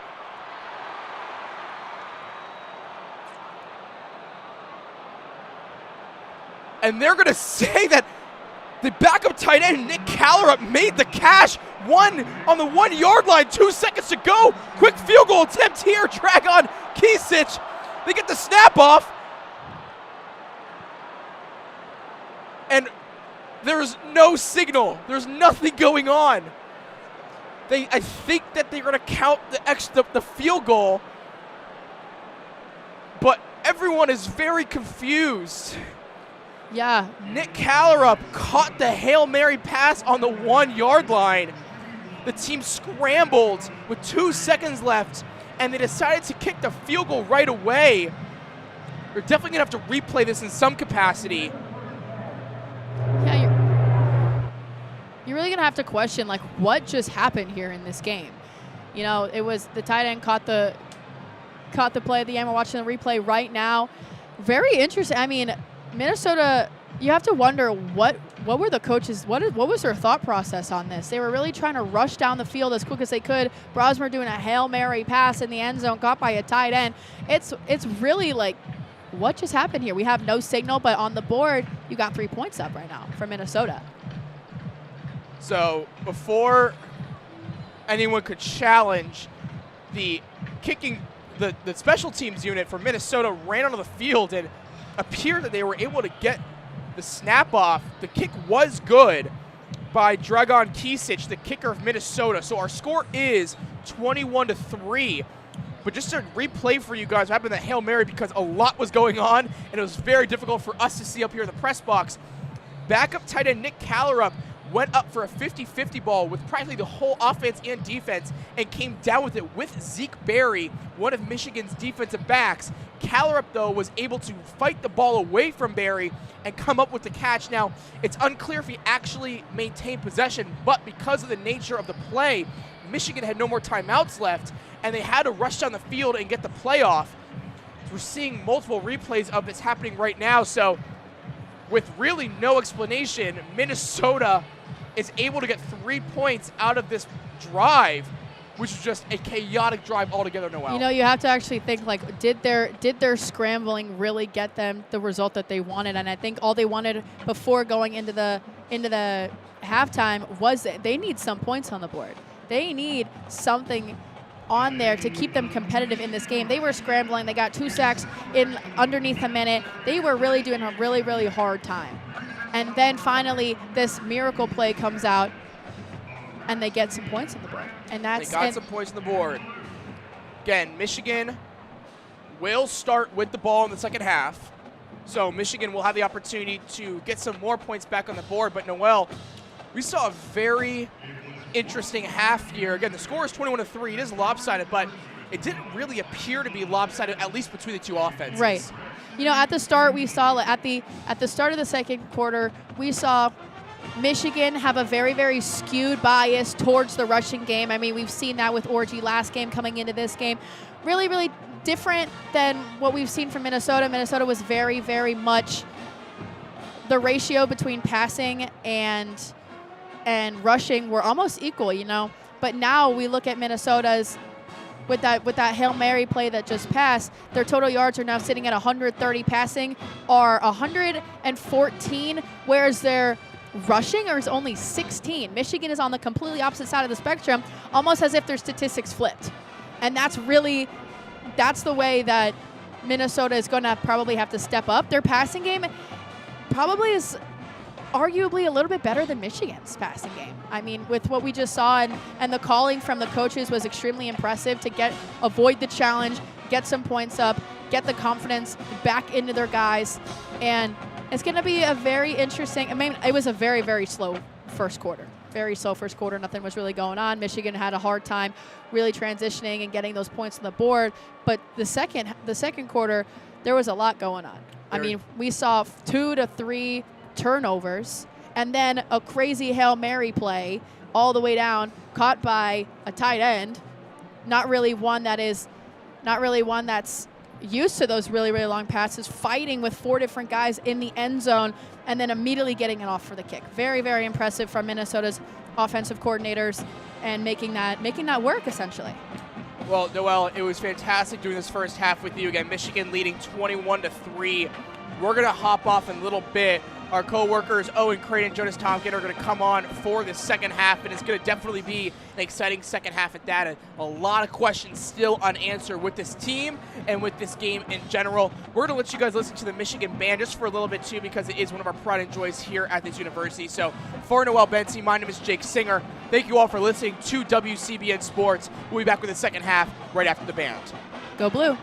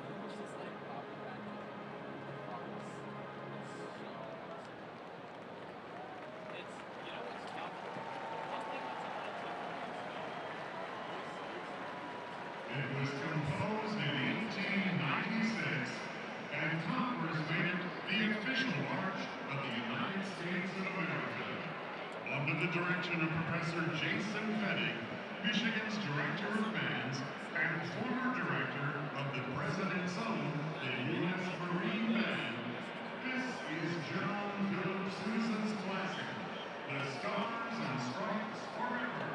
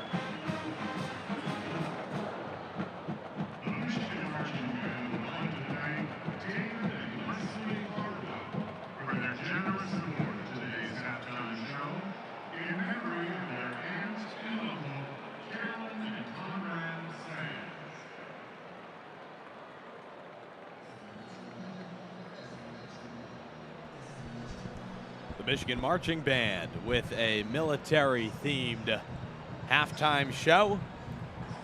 About 8 minutes to go until the second half kicks off here at Michigan Stadium. The Wolverines with a 21-3 lead over the Golden Gophers of Minnesota.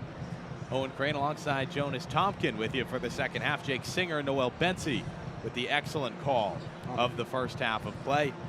Now, Jonas, we've got a little bit of time to buy. I know. Marching band gets us through halftime, but only so far. Let's walk through what we saw in that first half. What are your general thoughts right out the gate? I mean, started off pretty slow for both teams. It was a fairly defensive-minded first quarter, especially. Both teams not really able to, sustain consistent drives and get the ball down the field consistently. Obviously, Michigan, their running game continues to be very strong, as it has been all season. Noelle Mullings already 2 touchdowns, just 8 attempts, 45 yards on those 8 attempts. And then Alex Orji as well, just 36 passing yards in this first half. Even though Michigan is up 21-3, he has taken what the Golden Gophers have given him. He's been playing fairly conservatively. Hasn't been trying. The Wolverines just have been trying not to make mistakes, and it's paid off for them because the Golden Gophers have made a couple with the turnover and the fumble and the interception in that first half. Allowed Michigan to kind of take this game away and, start putting it out of striking distance for the Golden Gophers. But still a lot of time to go in this second half, and the Golden Gophers just able to get themselves on the board at the end of that first half. Bit of a Hail Mary pass caught by Nick Collerup, or we see it could have been contested, but a nice play by Nick Collerup to catch the ball on the 2-yard line with about 2 seconds to go in the half. And Dragan Kesik was able to come on and hit a quick field goal to get the Golden Gophers on the board after they almost did not score for 4 quarters straight last week in their loss against Iowa in their first Big Ten game of the season. The Golden Gophers were held scoreless in that second half. So good to get on the board and kind of shake off those that rusty offense and hopefully change it up here in the second half. And, you mentioned the pass. It certainly was questionable. For sure. But credit to the Gophers special teams getting on the field, rushing before anyone could make any challenge. And with the Wolverines sitting with a 3-touchdown lead at the time, now 3 possessions at a minimum. I think no one was too frustrated with how that went down. 21-3 our score. Not. Like you mentioned, Gophers on the board for the first time in a little over 3 quarters of a quarter. And now the question is, what do you do in this second half here? You mentioned Alex Orji playing well so far. 50% completion rate, has superseded his 32 passing yards against USC, 36 today.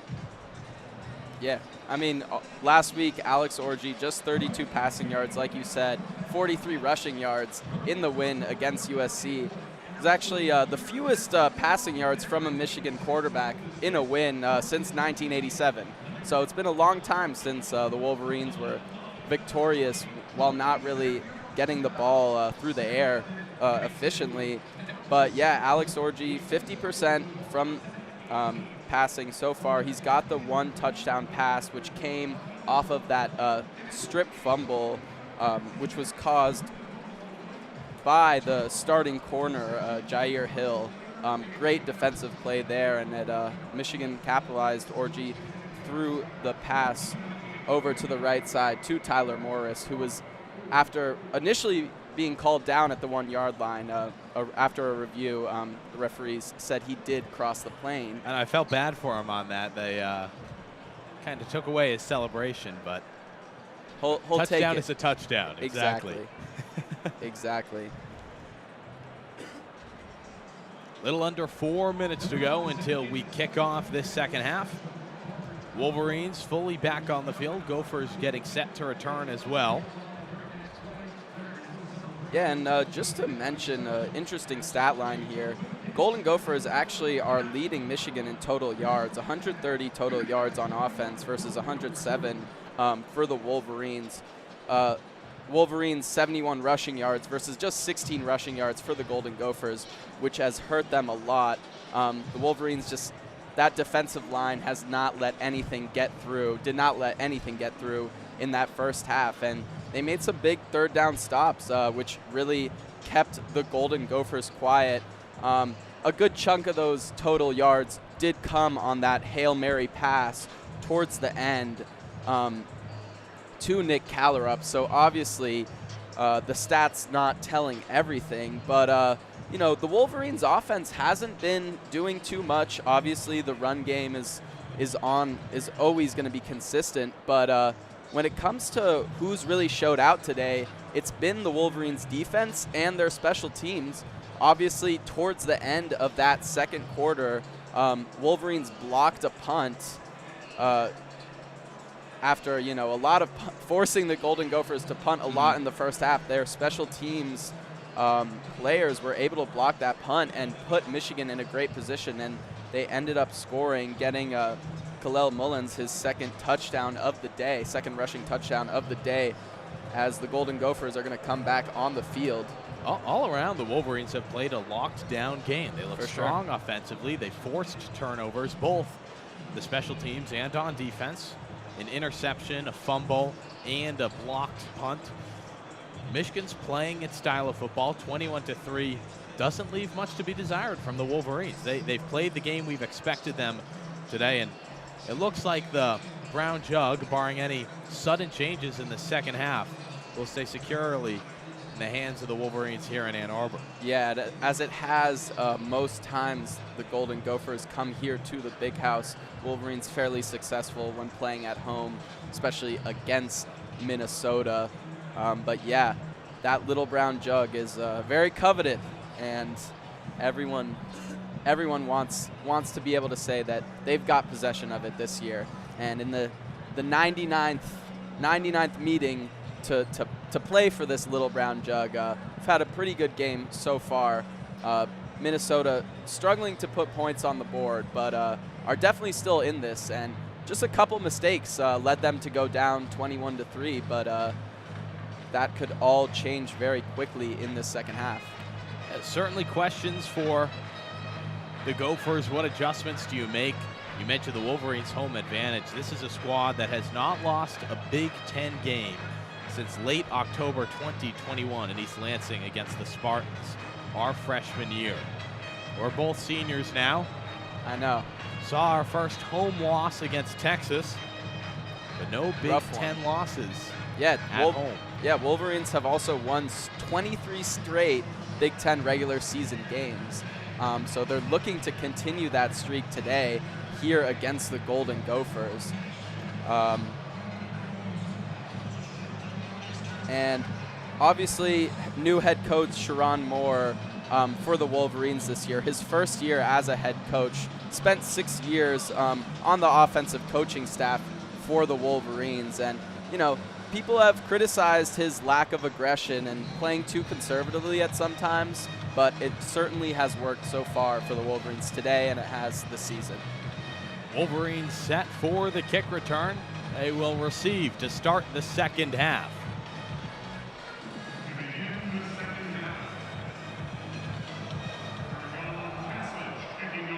Here's the kick, and it's out of play. The Wolverines will start 1st and 10 from their own 25-yard line in the second half.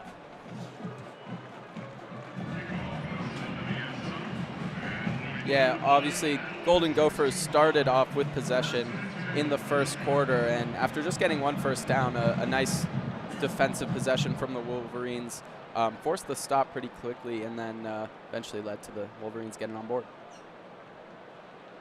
Orji back in the saddle for the Wolverines. 2 receivers right, 1 left.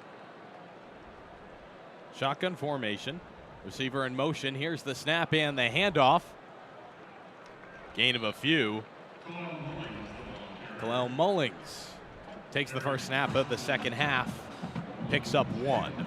Yeah, the Gophers defense is definitely going to have their eye on Mullings in this second half. Already 2 rushing touchdowns against them, and they're going to want to limit what he's able to do against this Gophers defense. 2nd and 9, plenty of time on the play clock. Orji in the shotgun with Mullings to his right again. Loveland in motion. Orji will fake the snap, looks deep downfield. An incomplete pass. It's intended for Tyler Morris. Yeah, love to see Orji moving around, obviously showing off his athleticism there on the play action pass. Had to avoid a couple defenders and was looking for Tyler Morris, who was in double coverage, and ultimately throws it away. So 3rd down and 9 now for the Wolverines. Frederick Moore in motion. Orji back in the shotgun. He'll take the snap, shuffles back and throws. This time connects. A complete pass for a short gain to Kendrick Bell. Looks like it's going to be just short of the first down, but a nice play, a nice pass there from Orji, getting it to Kendrick Bell, who we thought went down with a pretty bad injury in the first half, but it's good to see him back out there, and good to see that nothing serious happened earlier in that first half. 4th down and 1, 20 seconds on the clock. The Wolverines leave the offense on the field. Orji in the shotgun, 2 receivers left. Mullings to his left. Here's the snap, the handoff to Mullings. Runs into traffic And he's got it. First down for Michigan. Move those chains. Yeah, great job there from Kalel Mullins, fighting his way through that Gopher defensive line. Looked like he was about to go down in front of that first down marker, but was able to spin his way out of a tackle and just reach over the orange marker to get the Wolverines that first down. Michigan starting from their own 36 now, 1st and 10, 12 seconds on the play clock. Shotgun formation with one receiver far left. Here's the snap. Orji pitches it off to Mullings on the right-hand side, and he'll gain at least 5. He found a gap on the side and took it. Yeah, good job there from Mullings, able to break a couple tackles and not get brought down behind the line of scrimmage, able to actually get a gain of 3 here for the Wolverines. And the Wolverines are going to keep going to Mullings if it's not going to be broken. If it works. Don't fix it. Don't fix it. 2nd and 7, correction on my math, so a gain of 3. Wolverines from the 39.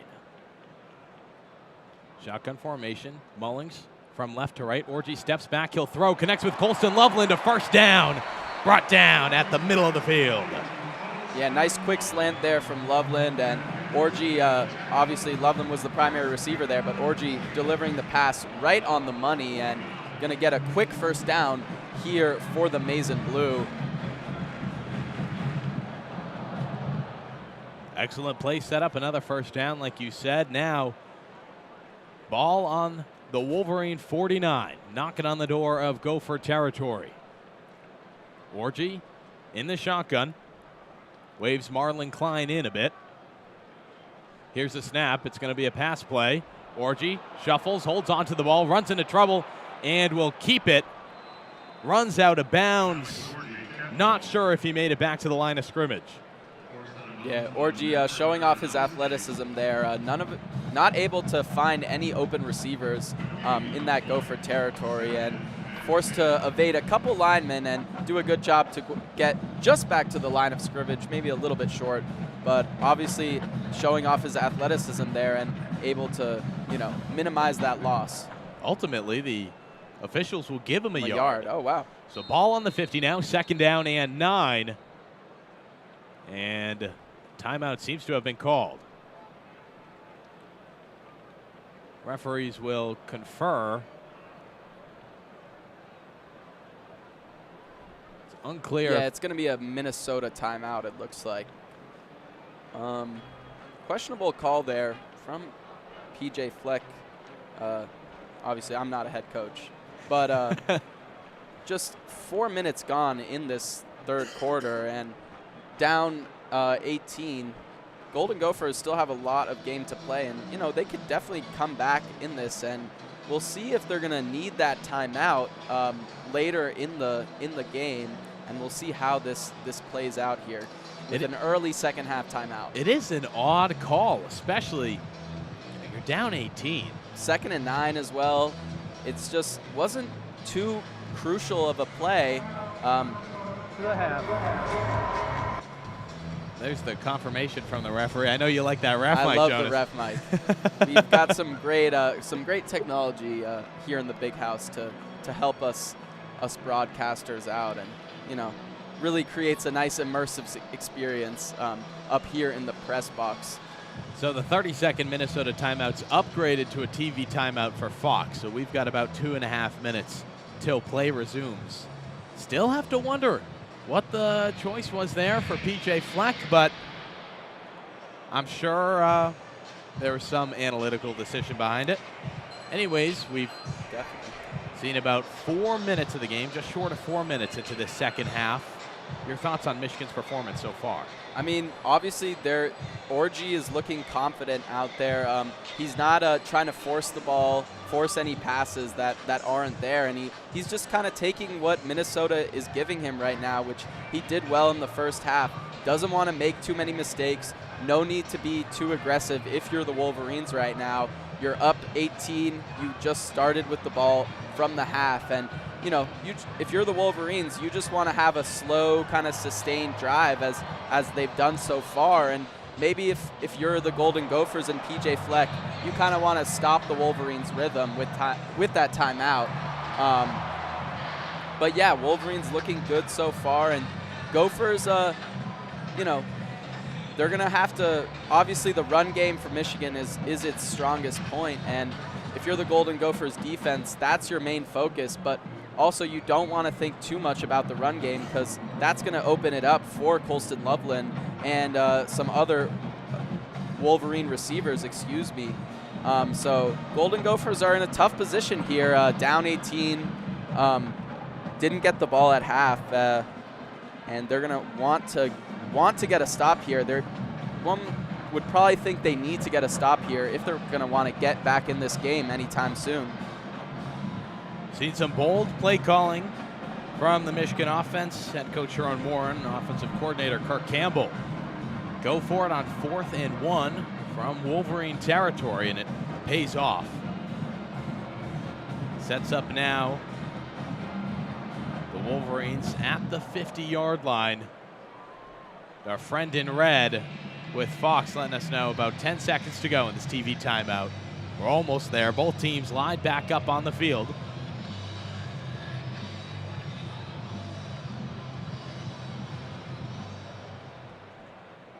Time expires on the TV timeout. 2nd down and 9 from the 50. Orji in the pistol. Claps his hands, a quick pitch to the left-hand side. Donovan Edwards with a short gain. Yeah, Donovan Edwards, obviously part of that elite two-man, halfback squad the Wolverines have. Obviously, they've got even more depth than that with all the talent in this Wolverine program.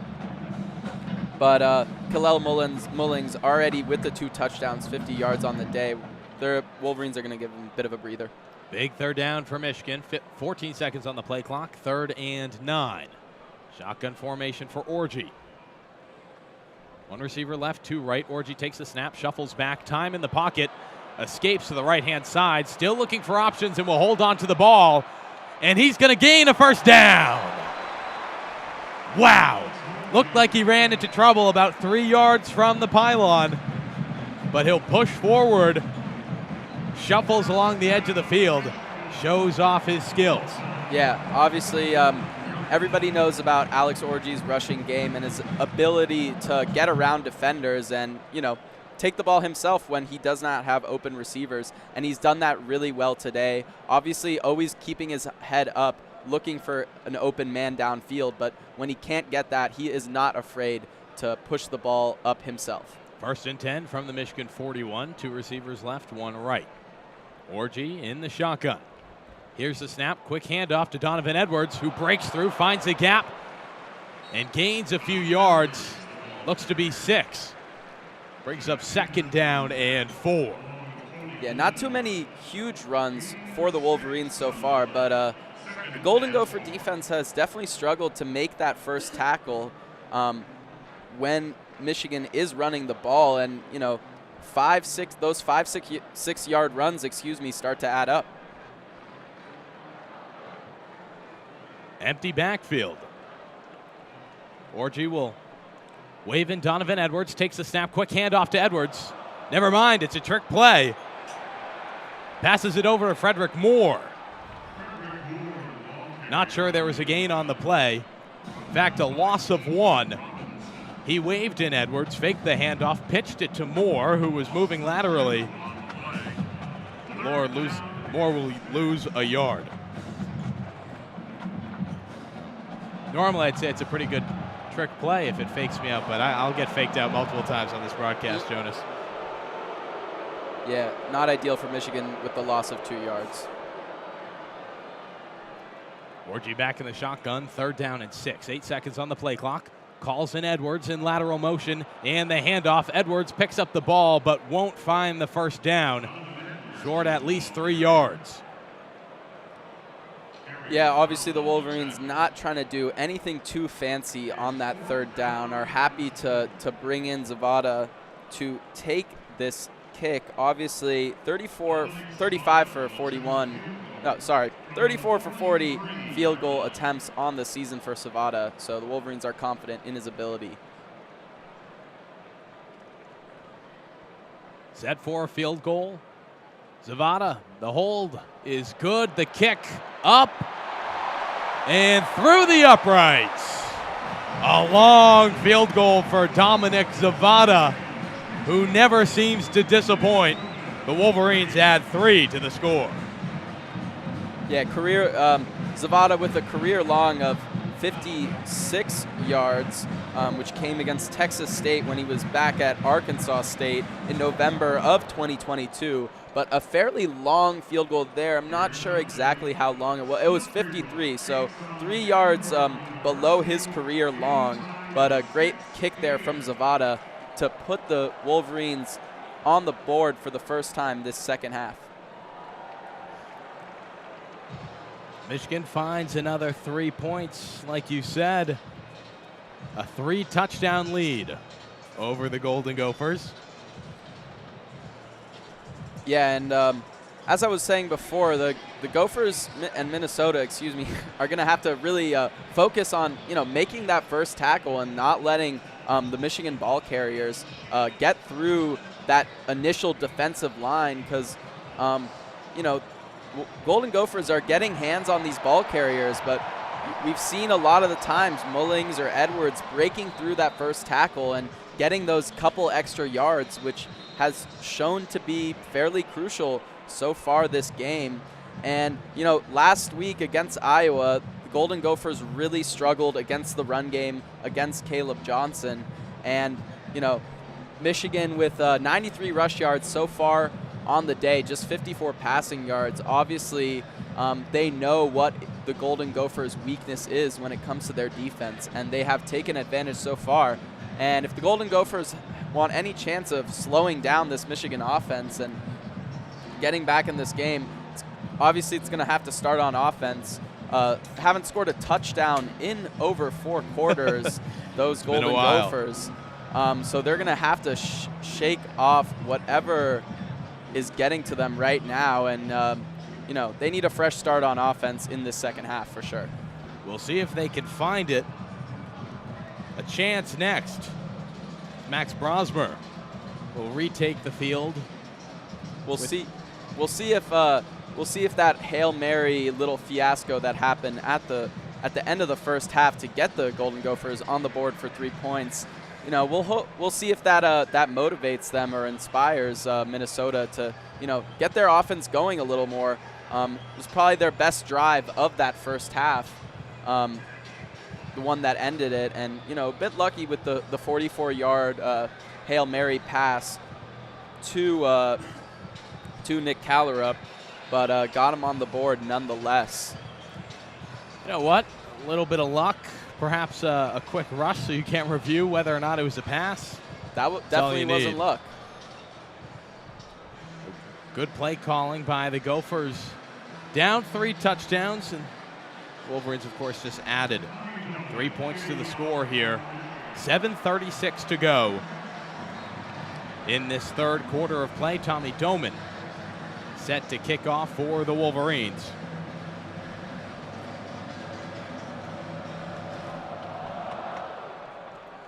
Kick is up. Be caught at the 3-yard line as the fair catch is called. Interesting choice there. I'll correct myself. Brings it out to the 25. Yeah. Perrick not trying to risk anything right now and take that ball back. Obviously, on that first kickoff of the game, he was stopped fairly short at about the 13, 14-yard line. So may have learned from his actions earlier. So now our first look at the Minnesota offense of the second half. Max Brosmer. Brosmer in the shotgun. Here's the snap. Shuffles back. Almost connects with the receivers. It picked off. It was tipped. No. Almost picked up. I think it was Amari Hall. Yeah, initially it was mishandled by Darius Taylor, the Minnesota running back. And then that looks like it went into about 3 different Wolverine defenders' hands, but none of them able to come up with it, and it's going to be 2nd down and 10. 2 receivers left, 1 right. Rosmer in the shotgun. Takes the snap. Here's the handoff. Cuts right. Darius Taylor makes it back to the line of scrimmage. Maybe a gain of 1. The Wolverine defense doing its job. Brought down by Ernest Hausman. Yeah, Wolverine defense staying consistent to what they were doing in that first half and not letting the Gophers do much. Obviously, Darius Taylor, the Detroit, Michigan native, having a bit of a homecoming, but fairly unsuccessful so far. No gain on the previous play. 3rd and 10 from the 25. 15 seconds on the play clock. Rosmer in the shotgun. Lemecki Brocken in. Moves laterally, and a pass complete to Daniel Jackson, but still brought down at the line. Fairly tame first drive from the Golden Gophers. Basically not able to get anywhere, just able to gain 2 yards on that drive, and they're going to have to punt it away as they have been doing a lot of this game so far, and it's going to be Mark Crawford, the 30-year-old Australian, kick it away. Love to see it. Mark Crawford, the punter. Picked up by the Wolverines at the 25, and nice job by Tyler Morris, able to spin out of that first tackle, but not get too much out of that punt return. Picks up an extra 3 yards. 3 yards, yeah. An unsuccessful possession for Minnesota. Gained 2 yards finally on 4th down, or on 3rd down rather. Set up 4th and 8, forced to punt it away. Now the Wolverines will have another go with their offense already up 21. 6:05 left to go in the 3rd quarter. Yeah, Darius Taylor, the Minnesota running back, has had a great season so far before the game, coming in with 35 rushing attempts, 220 yards, and 3 touchdowns. Coming out of Detroit, Michigan, so it's a bit of a homecoming today for Darius Taylor, but has been fairly unsuccessful so far, partially due to this strong Michigan defensive line that just has not been letting anything get through. Just 17 yards on 8 attempts from Darius Taylor, who is normally very hard to play against and to defend. But the Wolverines have done a great job so far, and I'm sure Taylor will be disappointed that he hasn't put on more of a show for his home crowd. I'm sure he's got some family and friends here. Yeah, tricky night for him. Darius Taylor, 11 yards receiving, 17 yards rushing. Like you said, nothing too much tonight. And that's been the story of this Minnesota offense. They've been unable to put it together. You know, we've talked extensively about that last drive of the first half where they found a spark, but after the break at halftime, they haven't been able to recreate that energy. The Wolverines, on the flip side, holding strong defensively in the offense, marching down the field. Yeah, obviously the Wolverines were ready to be aggressive when they needed to. Went for it on 4th and 1 in their own half. Shows how confident they are, especially in their run game, as they handed it off to Kalel Mullings, who was able to spin around and get to that first down, and eventually led to 3 points for the Wolverines. About 25 seconds to go in this TV timeout. Both teams step back out onto the field.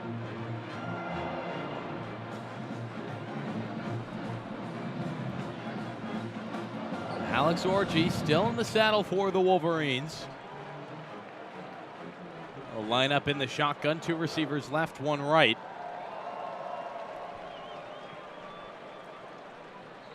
Hard to get a read on the back. 1st and 10 from the Michigan 28. 6:05 to go in the quarter. Orji takes a snap, quickly connects with Edwards. Donovan Edwards gains a few, flags flying, and he's brought down just short of a first down. Yeah, nice little pass off to the right for Edwards. Holding. Offense number 3, 10-yard penalty. Repeat first down. Yeah, unfortunate there for the Wolverines as they're going to get their second penalty called against them of the day, and it's going to push them back 10 yards after Donovan Edwards seemed to get a bit of a gain, but unfortunate for the Wolverines as they're going to have to move back. Yeah, successful play call, but now the Wolverines operating from their own 19. First down and 19. So a gain of 9 for Edwards there. But brought back.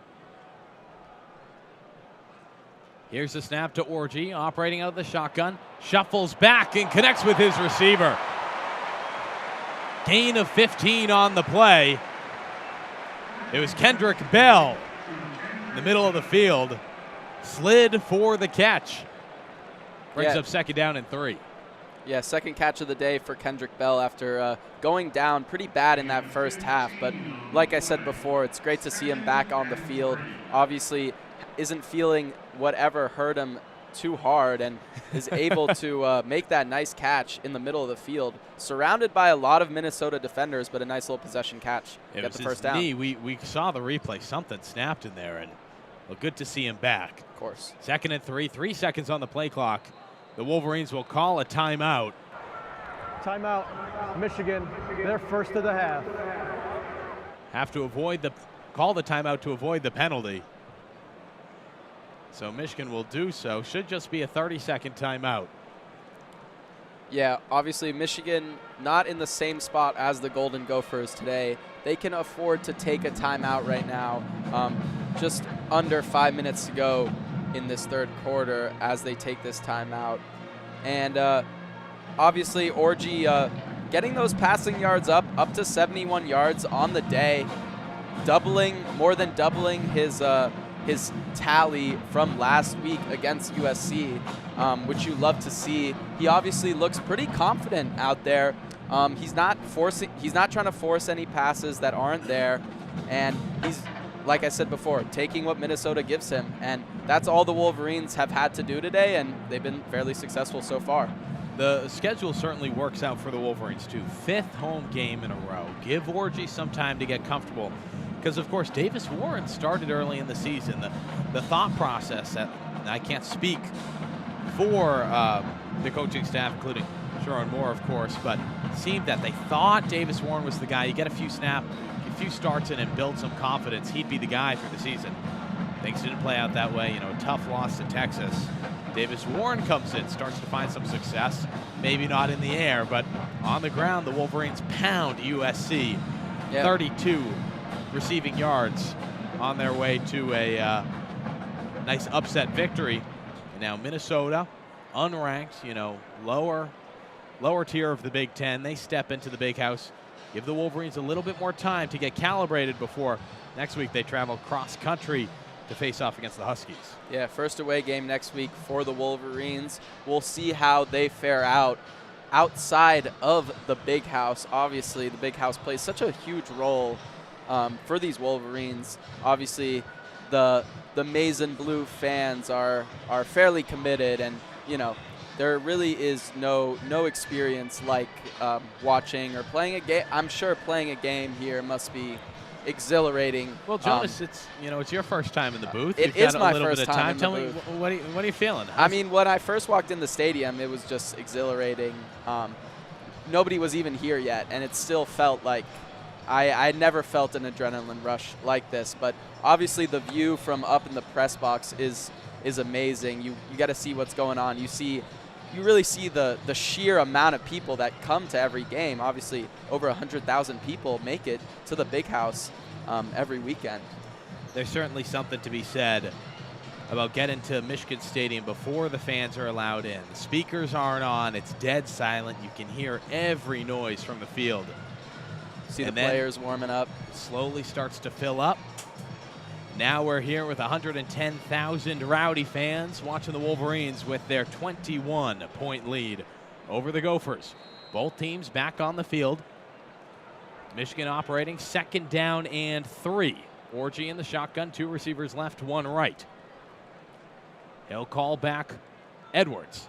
Orji takes a snap, handoff to Edwards. He'll find a gap, cuts left. He's got some space. Finally is brought down about the 49-yard line. So Michigan overcomes the 10-yard penalty, finds a first down. Yeah, great job there from Donovan Edwards. Both Michigan running backs today have been fairly relentless. They have not gone down easily. The Gophers have been unable to make that first tackle, and it's hurt them.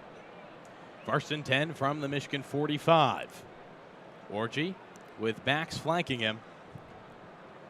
He'll move Edwards over to the right, takes a snap, shuffles back, he'll pass, looks deep downfield. Almost connected with Colson Edwards. Loveland, and it's picked off. Intercepted, maybe grabbed out of the hands of Loveland. I think it was Ethan Robinson who made the grab. Yeah, just not enough oomph on that throw from Orji. Just not enough, power put on that throw from Orji. A bit too loopy. It stayed in the air a little too long, as he did have Loveland wide open in the middle of the field. But it's going to end up an interception for the Gophers, the first turnover of the game for the Wolverines, and we'll see how this affects the rest of the game, and this could be a huge breaking point today here in Ann Arbor.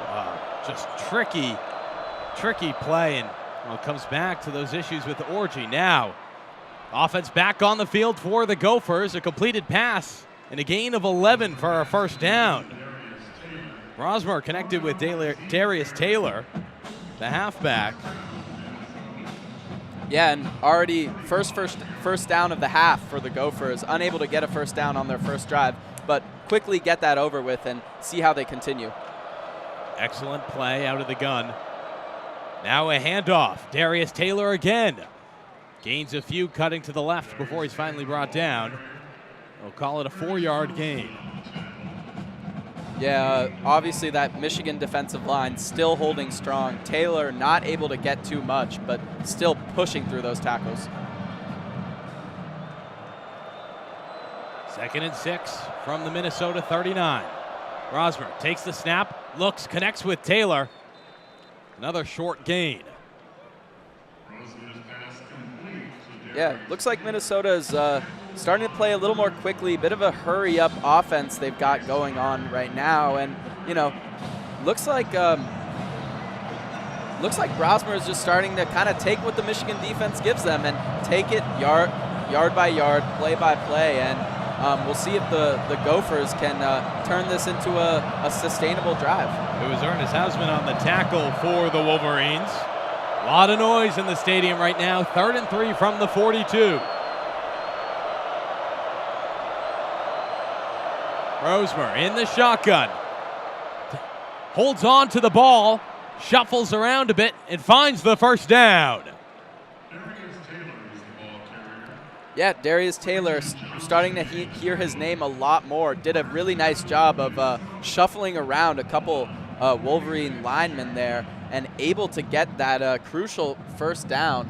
And a really good job by Taylor there as he's starting to perk up again a bit in this end of the third quarter. It was Taylor, the ball carrier. Rosmer did not hold on to it. I'll correct myself. 1st and 10 from the Minnesota 46 now. One receiver left, two right. Rosmer operating out of the shotgun. Takes the snap, shuffles back, pocket collapses. He escapes right. Now a long throw, connects with Lemeki Brockington. A long gain and a first down for the Gophers.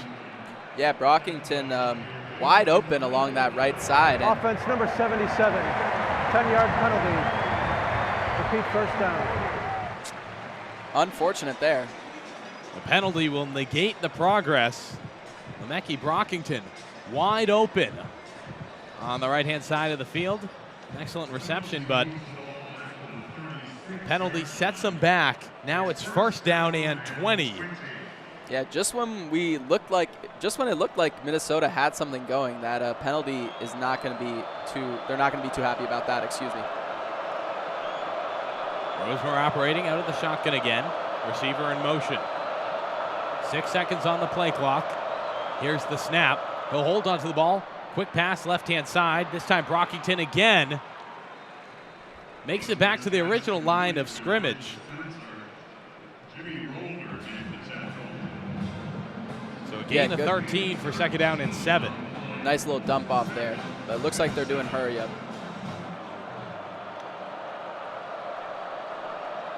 Perhaps a fake hurry up, looking to draw a false start from the Wolverines. 3 receivers stacked on the right. Here's the snap. Brosmer steps back in the pocket and connects. A first down complete to Elijah Spencer. Yeah, Minnesota's got a nice little groove going. Brosmer's feeling confident, and he's been firing bullets. Now 1st and 10 from the Michigan 40. Flags fly. Yeah, it looks like that's going to be Rayshawn Benny, who was just caught leaning a bit. Offside. Defense number 26 entering the neutral zone, caused the offensive player to react. 5-yard penalty. Remains first down. Got it right there on Benny. So a 5-yard penalty for the Wolverines brings up first down and 5 now from the Michigan 35. Gophers with some offensive momentum. Brosmer takes the snap, shuffles left, then throws right. Connects with Darius Taylor, who earns the first down and more. Yeah, after Taylor had been a little quiet in that first half of the third quarter, he's had a big part of this drive here for the Golden Gophers, and did a nice job there of evading a couple tackles on the screen pass and able to get past the orange marker and get the first down here for the Golden Gophers. With that, time expires in the third quarter. We look towards the fourth, upon which the Gophers carry in some offensive momentum, certainly the most they've had all game. A few exciting pass plays. Most recent completion to Darius Taylor, 9 yards, so a first down, given that it was only 5 needed. Rayshawn Benny, of course, had the penalty.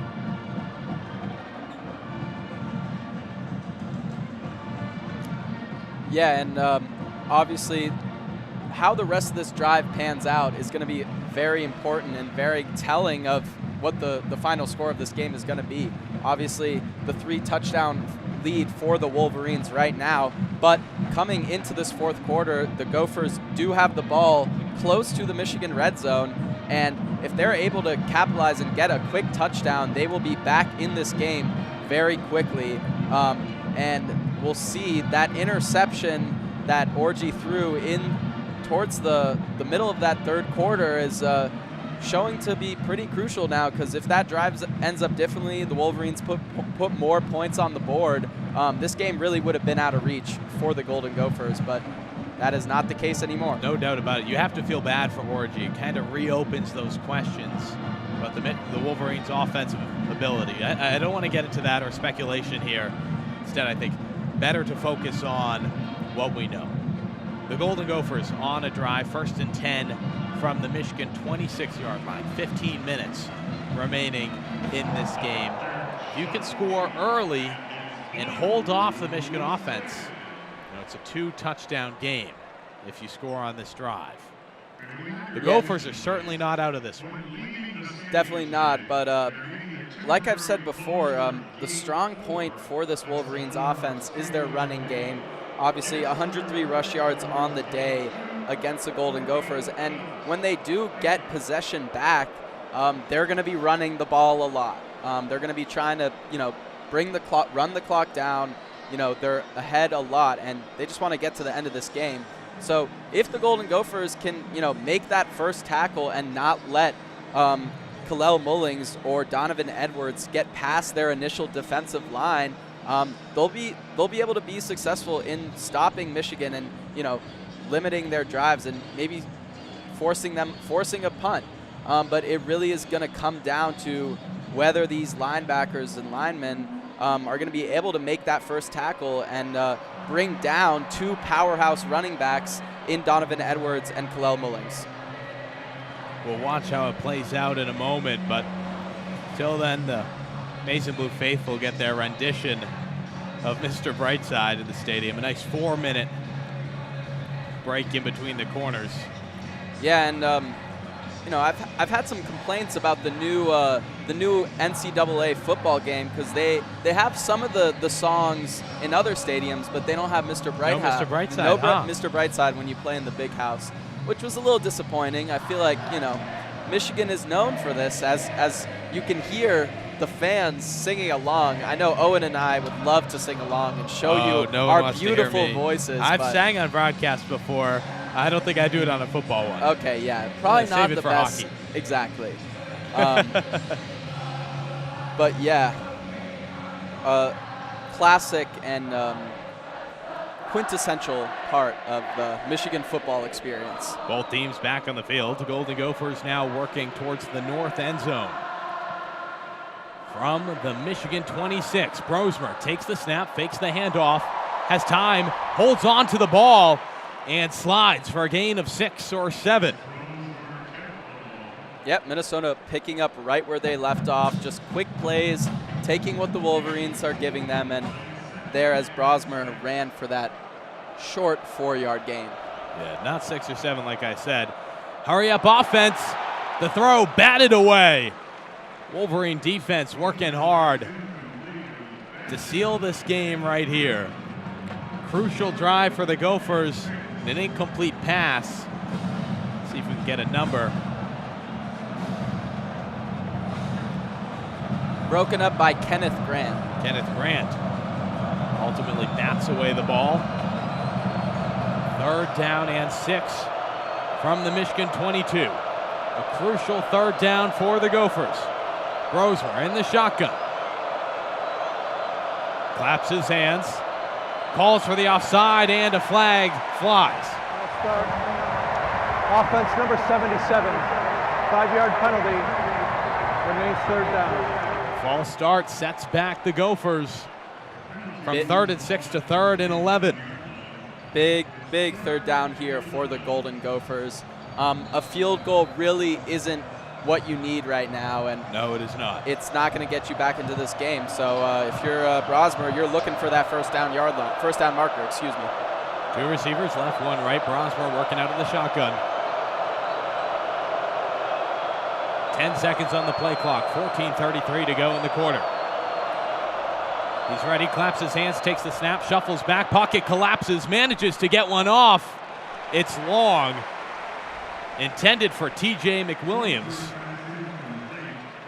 Yeah, Brosmer obviously just had to get rid of that ball at that point as he was being swallowed by Wolverine defenders. But intended actually for Daniel Jackson. It was long. Gophers will go for it on 4th and 11. 20 seconds on the clock. Little bit of time. Wolverine defense calling for some stadium noise, and they'll get it. But Brosmer talking to his offensive line. Tough to communicate in this crowd. He's settled in. 6 seconds on the play clock. Here's the snap.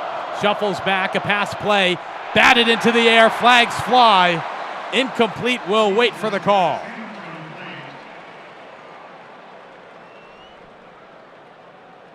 Must convert situation here for the Gophers. We'll see how this call ends up. Personal foul. Hands to the face. Defense number 55. The penalty is half the distance to the goal. Automatic 1st down. Half the distance to the goal, as you heard from the referee there.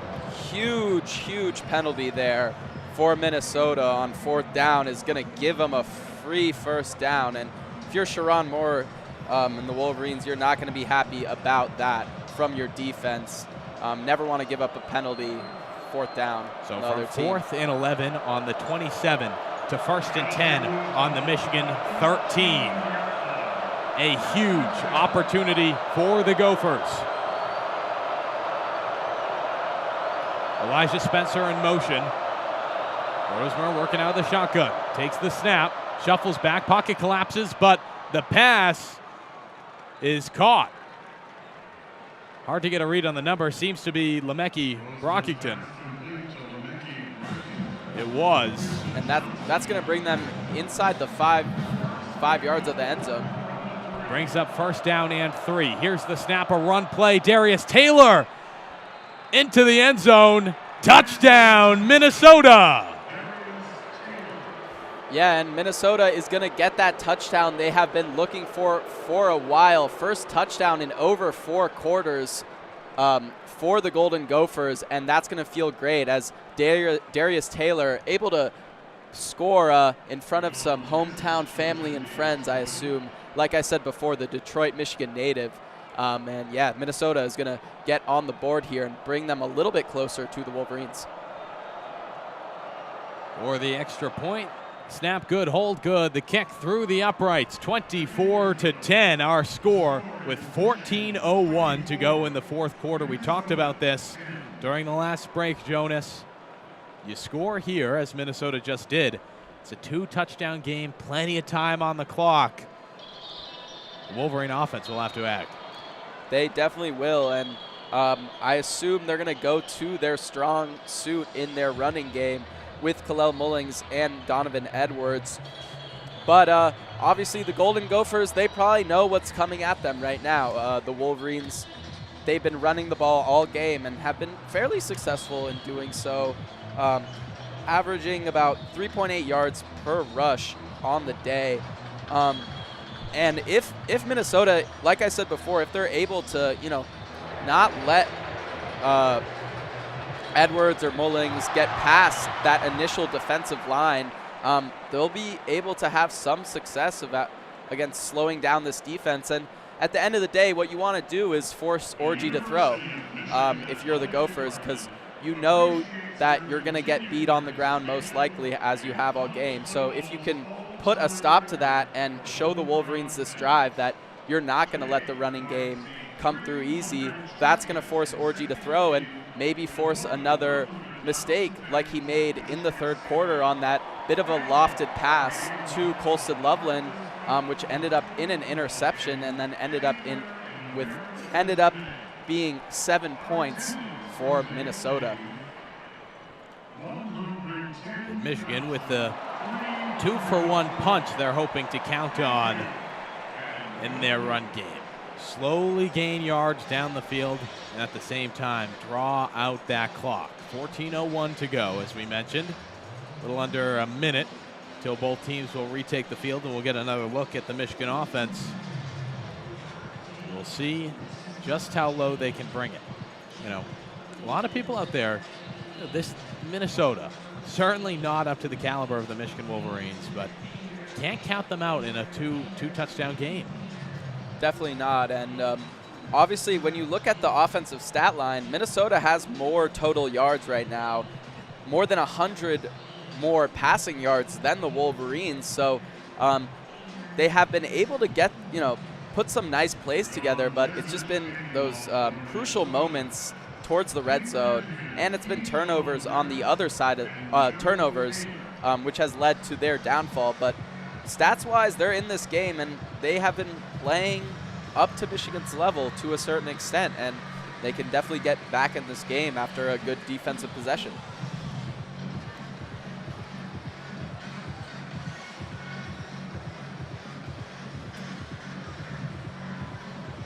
Gophers set to kick. The kick is up and will fly out into the end zone. Joe Taylor set to receive.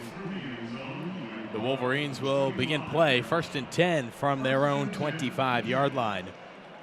14:01 on the clock. The offense steps out onto the field. Alex Orji steps into the shotgun. Kalel Mullings to his left. From the 25, Max Bredesen in motion. Here's the snap. Handoff to Mullings, and he'll push through. Gain of 7. Ran into traffic immediately, Jonas, and man, he plowed those defenders forward.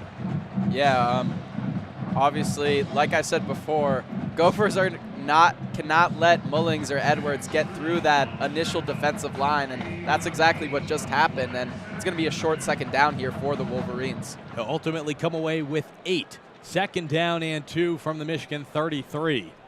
Two receivers left, one right. Orji back in the shotgun. Mullings to his left again. Same exact play. Handoff to Mullings. Runs into traffic. Does he have enough for the first down? Not quite. A short gain of 1 brings up 3rd down and 1. Yeah, Mullings doing his best there and trying to push through those Minnesota linemen, but only able to edge out 1 yard.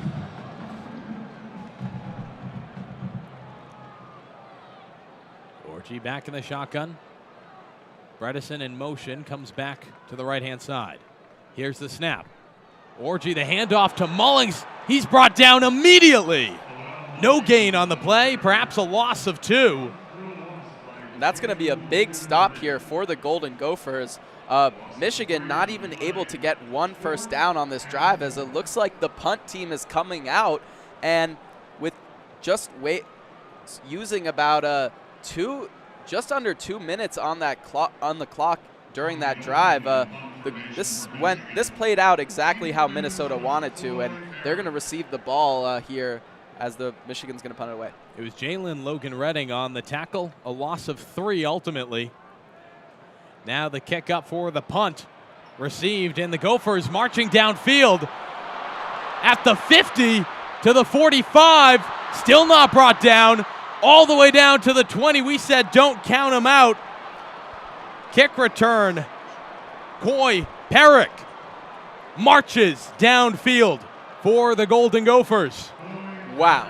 I mean, great punt there from Tommy Doman, sky high, and it was pretty deep, but Perrick took that, saw his lane through the middle of the field, just cut through a couple Wolverine defenders or special teams players, and then was able to take it along that left sideline.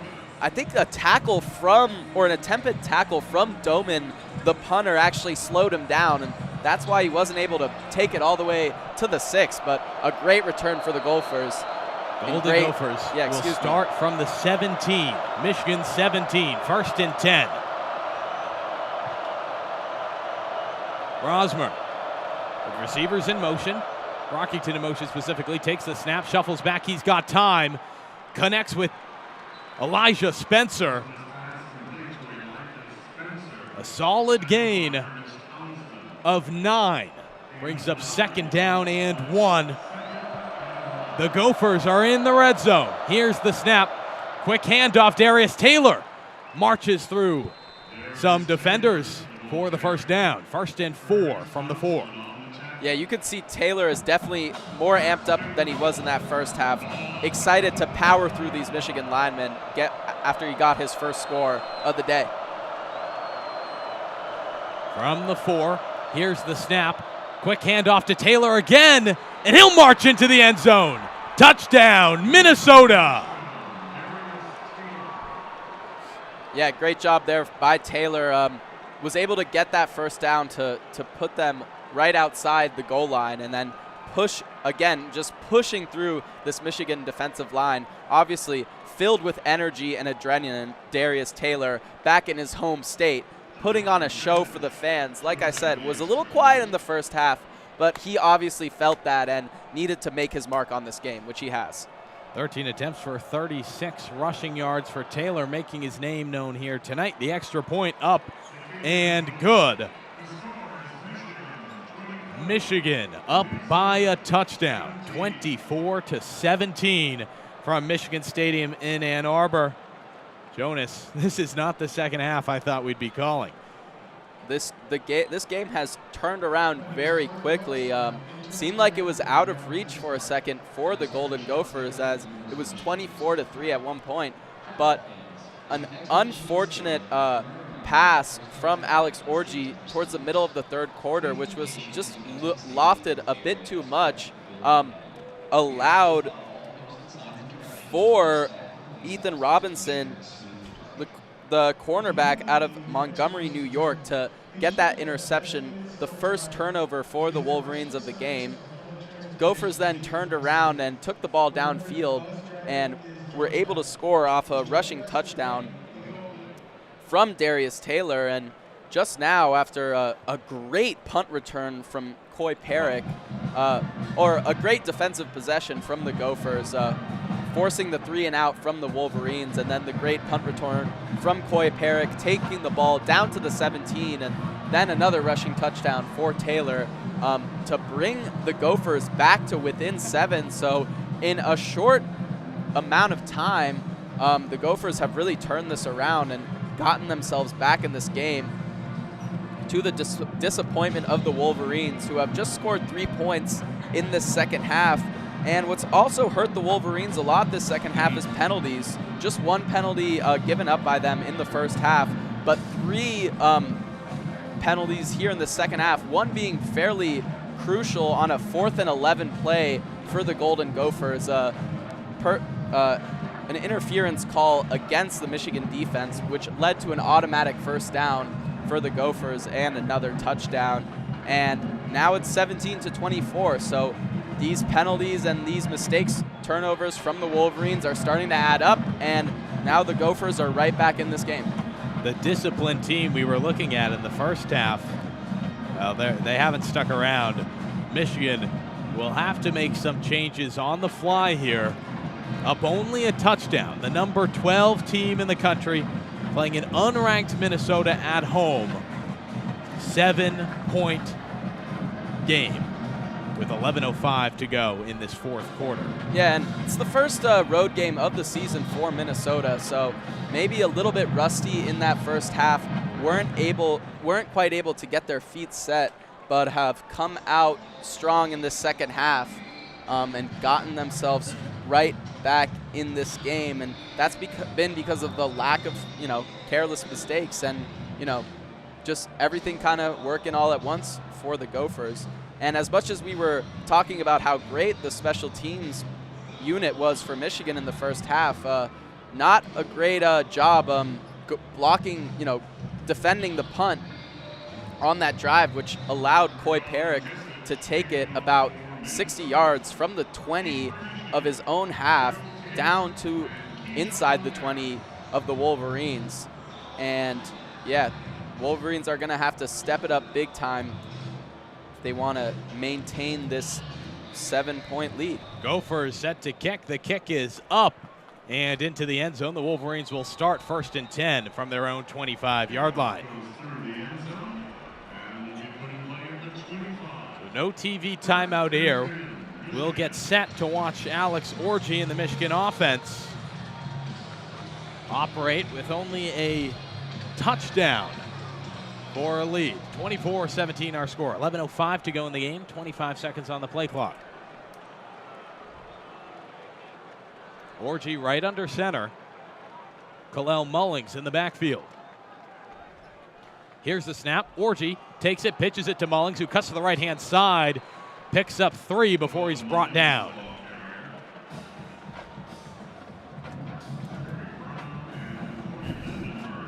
Yeah, great job there from the Minnesota Golden Gophers and stopping these Wolverines and making that gain just a short one of 2 yards. And we'll see if they're able to replicate the defensive possession they had on the last drive. 2nd down and 8 from the Wolverine 27. 16 seconds on the play clock. Orji in the pistol, takes the snap, the handoff to Mullings. He'll find a bit of a gap and a nice gain on 2nd down.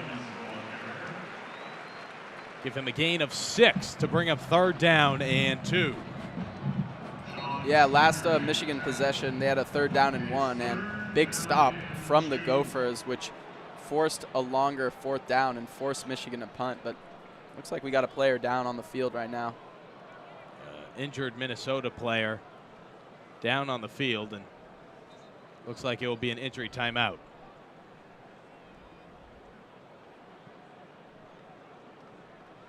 So the Wolverines actually catch a quick moment here, a crucial 3rd down, deep in their own territory from the 33-yard line. Do you go back to the run with Mullings again here? It's hard to say. I mean, obviously the run game is their strongest point here for the Wolverines, but the Gophers have seen it all day, and they came up with something last drive to stop that 3rd down run, and you would think they have something cooked up to stop it again. So if you're the Wolverines, maybe a short screen pass or just a quick slant might do the job, as, you know, Orji hasn't really hasn't completed a pass since the interception. So you definitely want to get him throwing the ball again, get him feeling confident again. I mean, we still got 10 minutes to go, and if you're the Michigan offense, you can't afford to be stagnant anymore, and you need to step it up. Everyone on the field has more football talent in the tip of their pinky finger than I do in my whole body, but of course, if this was my play call, I turn back to the run. All right. Mullings got it done against USC. I think he can do it here on 3rd down and 2. Orji, you know, tough to go for a pass here. The injured player, by the way, was Ethan Robinson, was down on the field. He walked off on his own, which we're very happy to see. Good to see. The injury timeout was upgraded to immediate timeout, so about a minute until the Wolverine offense gets started once more. Yeah, I mean, obviously the most experts would probably tell you to run the ball right now. Odds are probably in your favor.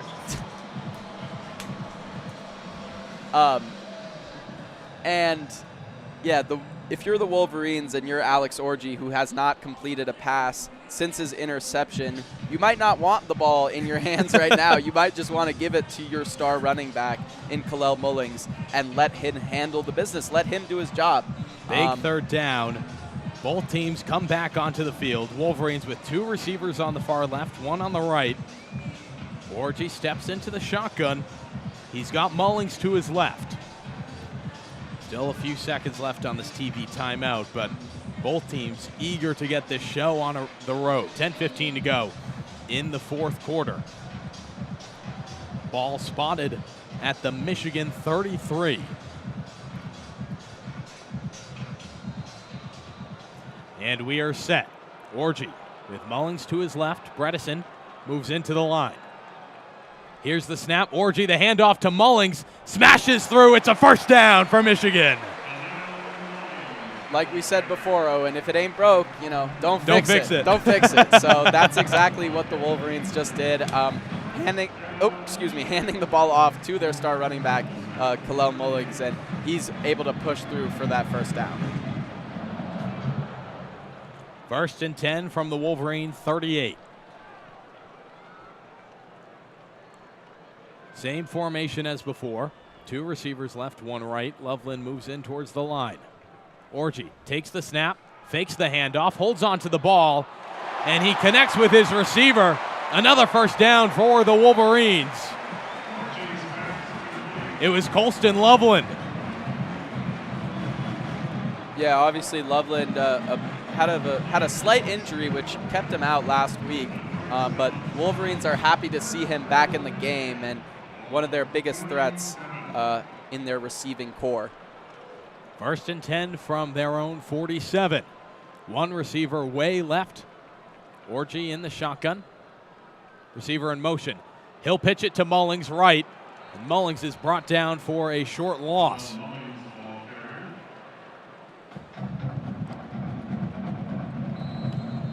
No loss on the play, actually. 2nd down and 10. But it looks like we've got another Minnesota defender down. Sad. Hard to get a read on the number as support staff. Looks like it's Baranowski. You've got better eyes than I do. I guess. Yeah, it looks like it's Maverick Baranowski.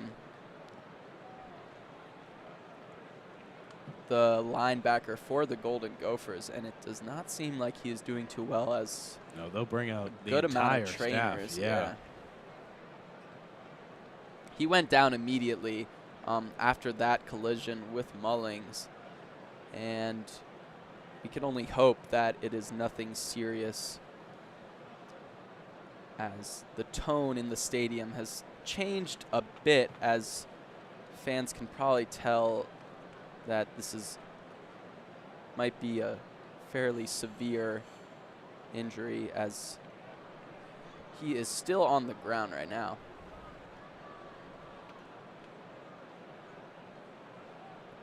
He, along with the Minnesota defense, have shown plenty of heart tonight. Down just a touchdown. 8:47 to go here in the fourth quarter. And it looks like he's starting to be picked back up by the staff. They're just moving. What are they cheering? Is that a Jared Goff chant? It is a Jared Goff chant. Got it. A lot of Lions fans here at the big house today. It is a fairly misty and foggy afternoon still here in Ann Arbor. Still a lot of overcast, as our colleague Jake Singer told us in the first half. Not really any sun to see, and it's fairly gloomy, as looks like they are helping Baranowski get up, and he's going to be able to walk with some assistance off the field, which is always a good sign. Great to see. Jared Goff chant makes me feel like I'm at Comerica, which, an update, Tigers, White Sox delayed because of the weather. A little less pressure on the Tigers these days. The gritty Tigers finding their way into the playoffs. And you know what? I'll take that delay. You can watch them later. Exactly. For now, back to Michigan football. The Wolverines up a touchdown over the Gophers. 2nd and 11 from the 48. 8:45 to go in this fourth quarter. Orji in the shotgun, takes the snap, hand off to Mullings. He'll find the first down. Oh, correction, sorry about that. Won't find the first down, but a gain and a little bit of an extra push at the very end. Got closer than we thought. Yeah. But again, just too easy for these Michigan running backs right now, and they're just running through that line of scrimmage without much contest, and looks like it's going to be third down, short third down here. 3rd down and 3. The Wolverines have one play, it seems, and they keep using it for one reason, because it's working. Exactly. 3rd and 3 from the Michigan 40. 8 minutes on the clock, 10 seconds on the play clock. Empty backfield. Orji will call in Mullings. 3 receivers left, 1 right. Some motion. Orji takes the snap, handoff to Mullings. He's got the first down and more, up to the Gopher 30. Yeah, I mean, right now it looks like the Gophers need about 3 defenders if they want to take down Mullings, because he is just weaving past and just shrugging off any defender that tries to tackle him on their own. And Michigan have marched down the field so far on this drive fairly well. Not only are they marching, they are killing a lot of time on the clock. 7:18 to go. 1st and 10 from the Gopher 30. Orji working out of the shotgun again, waves in Donovan Edwards. He'll take the snap, fakes the handoff. Has an open receiver, instead throws, and it's batted away. Excellent defense from the Gophers. It was Ja Joyner who batted it away. Brings up 2nd down and 10.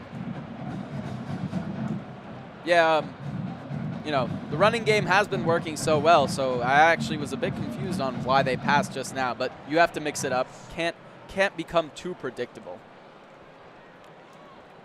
So the quick changeup doesn't work. Michigan, not exactly the strongest passing team right now.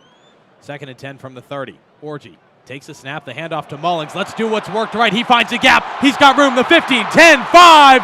Brought down just short of the end zone, and flags are flying on the field.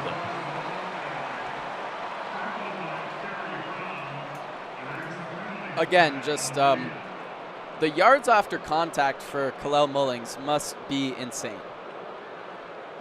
We await the official call from the referee.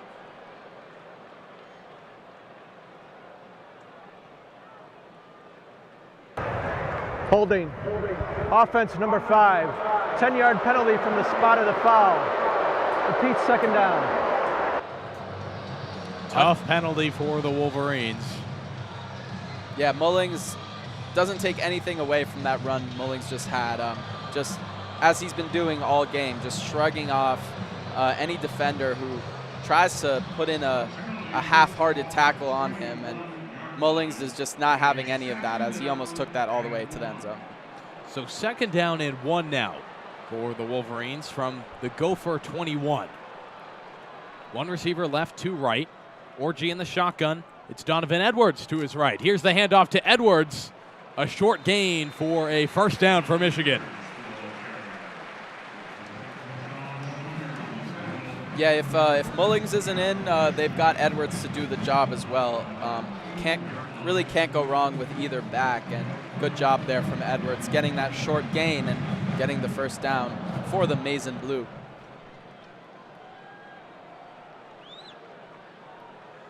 So now 1st and 10 from the Minnesota 19.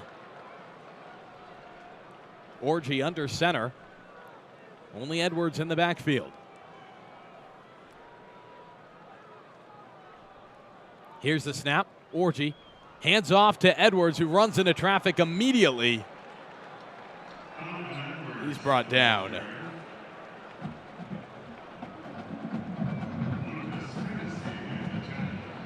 So gain of 1.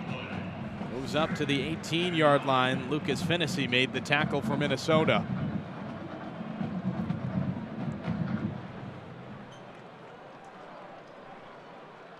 Michigan looking to expand its lead. 2nd down and 9. 13 seconds on the play clock, 5:23 to go in the quarter. Receiver in motion. Orji takes a snap under center.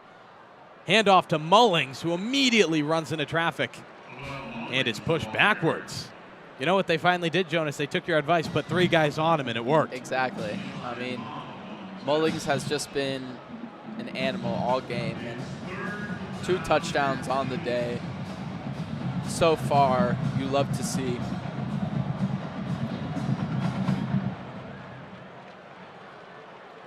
Empty backfield for Alex Orji. 3 receivers left, 2 right. 3rd and 8. The Wolverines will have to throw. Orji takes the snap, shuffles back. An incomplete pass on the right-hand side. Intended for Tyler Morris. Yeah, just a little bit too low there from Orji.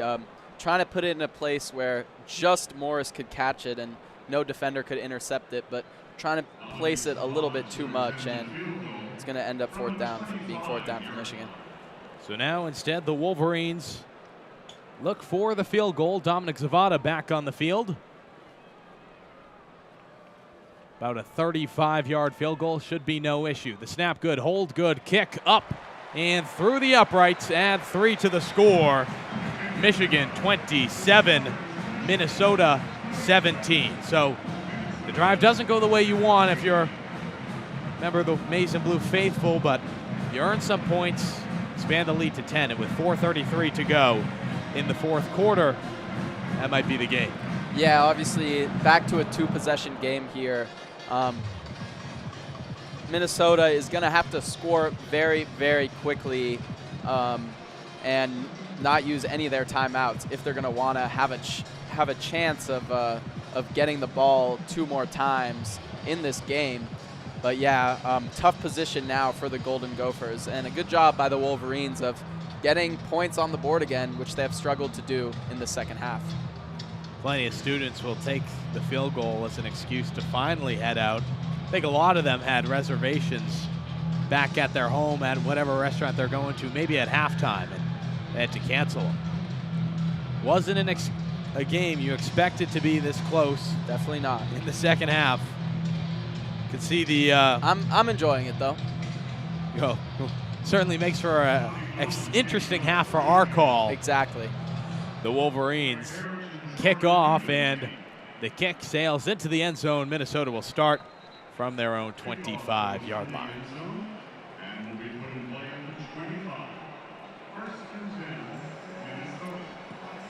Probably a good idea after we saw that excellent kick return from Coy Perrick earlier, all the way down to about the 20. You know, you haven't had to ask, what am I saying here? You didn't have to ask too much of the Minnesota offense there. No, you did not. Coy Perrick put them in a great position at the 17-yard line. Gophers 1st and 10 from their own 25. Rosmer takes the snap, shuffles back, looks near side, connects with Darius Taylor, A short gain before he's pushed out of bounds. TJ Guy made the tackle. Gain of 2, so second down and 8. 4:17 to go. Rosmer working out of the shotgun.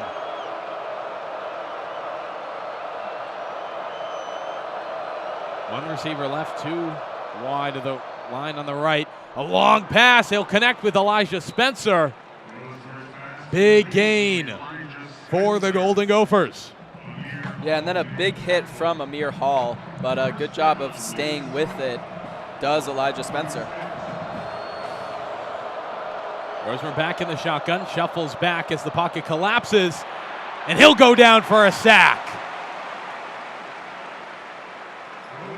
It's a helmetless TJ Guy who makes the sack for the Wolverines. Yeah, his helmet flying off did not affect him too much as he still chased after Brosmer and was able to bring him down behind the line of scrimmage, excuse me. A loss of 2 yards, second down and 12 from the Minnesota 44. 3:37 to go, plenty of time on the play clock.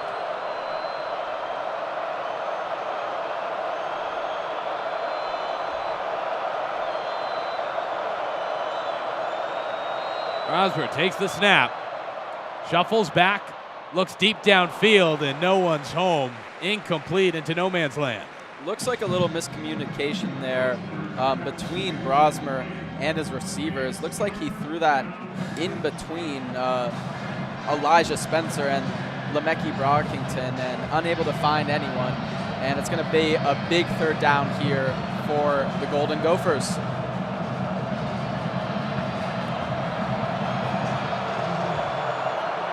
A lot of noise from the maize and blue faithful. Minnesota quickly trying to shuffle, figure out their formation. Brosmer in the shotgun, takes the snap, steps back, throws. He'll connect with his receiver, but a short gain. Darius Taylor made the catch but couldn't go far. Brought down by Barham, looks like. Jayshawn Barham made the tackle. 4th down and 6. The Gophers are out of field goal range, and Minnesota will take a timeout.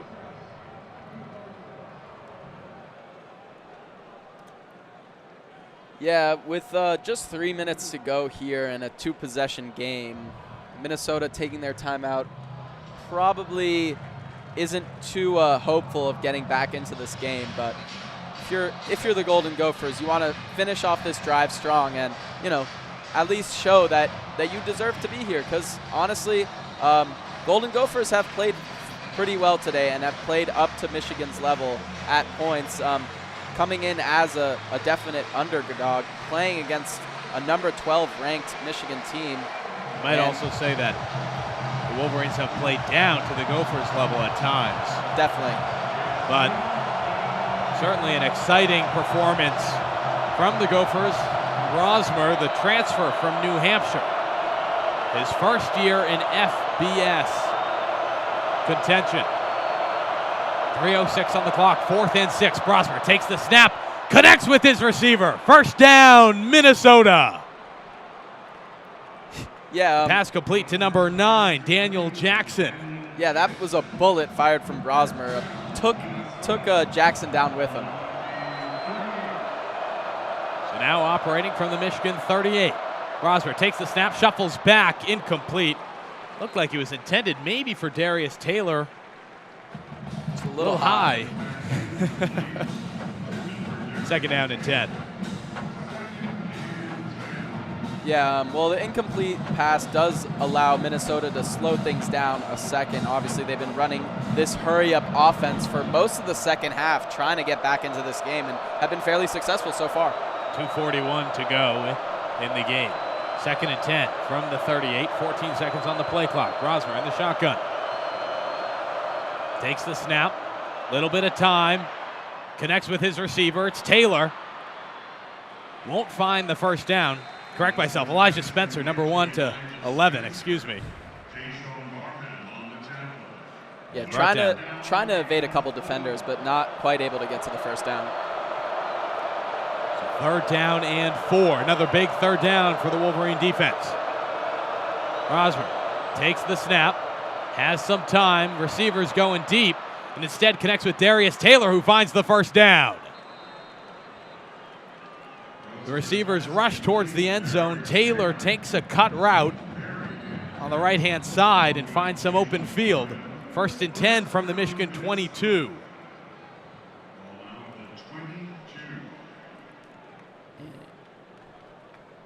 And with that, 2 minutes remaining in the quarter, we'll break for the 2-minute warning. A nice timeout for the Gophers to settle themselves down. An excellent completion to Darius Taylor. Things are coming up for Minnesota right now, Jonas. Yeah, I mean, 14 points scored in this 4th quarter already, and closing in on the Michigan red zone right now. They could definitely score another touchdown in this game. Whether they can tie this game and get 2 possessions, another possession after this one with just 2 minutes to go is very unlikely. But obviously, if you're the Gophers, you played a tough second half against Iowa. We're unable to put points on the board. Just barely able to put 3 points on the board at the end of this first half. They've played really well in this second half, and outside of the context of this game, because it might be out of reach by this point, you like to see what the Gophers have done this second half, especially this 4th quarter. Their offense looks a lot stronger. Their defense is a lot more energetic, and they've been finding what Michigan's been doing well and trying to stop that. And by that I mean putting 3 players on Kalel Mullings, because it seems like one player wasn't able to tackle him. But certainly not. Again, a great second half performance here from the Gophers, regardless of how the score of this game plays out. Certainly closer than any Michigan fans wanted it to be. Definitely. Even if the Wolverines squeak this one out, we'll have to wait for the AP poll and see what this performance does to their number 12 ranking. Yeah. This is a Michigan program, and I don't remember the exact stat, but they were known for a long time for their boa constrictor style of play. How many 3rd quarters in a row was it that they didn't give up any points? I don't quite remember, but hey, they didn't give up any points in this 3rd quarter, actually. But one came right after the 3rd quarter. Yes, you're right. It's, not the most telling statistic. But 14 points in the 4th quarter, 3 at the tail end of the 2nd. We joked as we started our second half broadcast here that those 3 points, well, maybe it was a complete pass, maybe it wasn't. No final verdict because I couldn't review it, but it didn't really matter, right? No. Now, you might want that back. And that timeout that Minnesota took at the beginning of the first half, we'll see if that affects the rest of this game. Another big question. We were wondering what was going on there. Now the Gophers down to, I believe, just 1 timeout. Both teams back on the field. Rosmer in the shotgun, 3 receivers left, 1 right from the 22. Here's the snap, 1st down. He'll shuffle back. Tried for a receiver who was wide open. Incomplete. It was intended for Darius Taylor and a little wide. Couldn't get a hand on it. Yeah, Brosmer just trying to get rid of the ball quickly and able to do so, but just let it slip a little bit as it sailed right of the hands of Darius Taylor.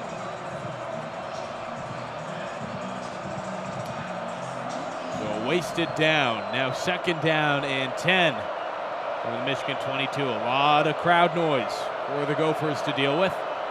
Rosmer back in the shotgun. Here's the snap. He'll shuffle back. Looks deep downfield. No one's there. Seems it was intended for Nick Callerup. Yeah, Callerup had the questionable catch at the end of that first half, but that ball just sailed a little bit over his head as he tried to reach as high as he possibly could to get that, but unable to. Big 3rd down now for the Michigan defense. 1:52 to go in this fourth quarter. 3rd down and 10. The ball on the Michigan 22. 8 seconds left on the play clock. Brosmer in the shotgun. 2 receivers left, 1 right. Claps his hands. Here's the snap, shuffles back, connects with his receiver. Elijah Spencer makes the gain. He'll find the 1st down and more yardage.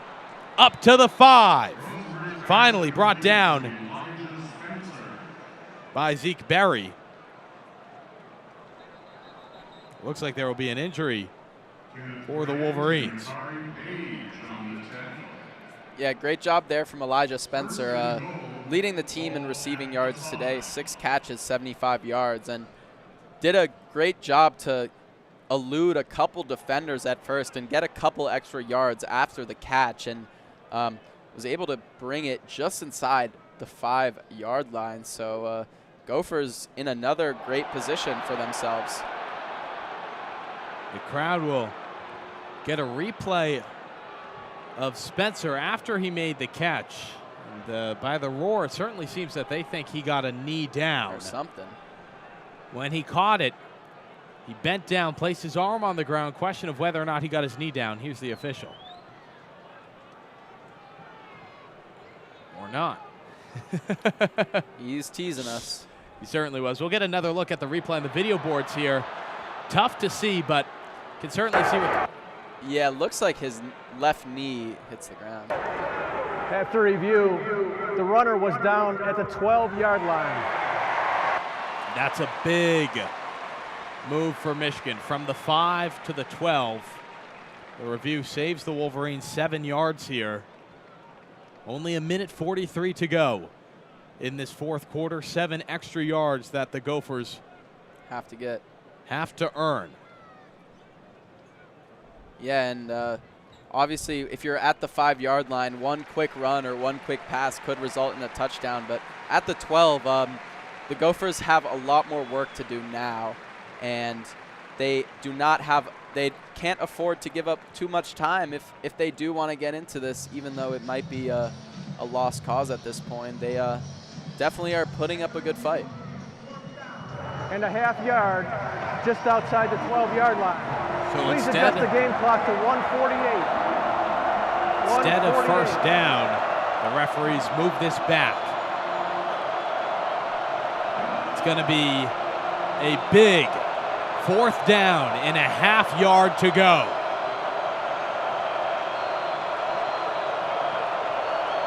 To seal the deal here, Brosmer communicating with his line right under center. Here's the tush push. Did they get it?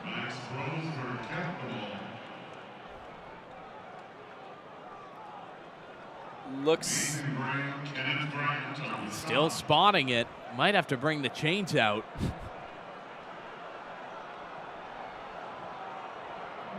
For a measurement.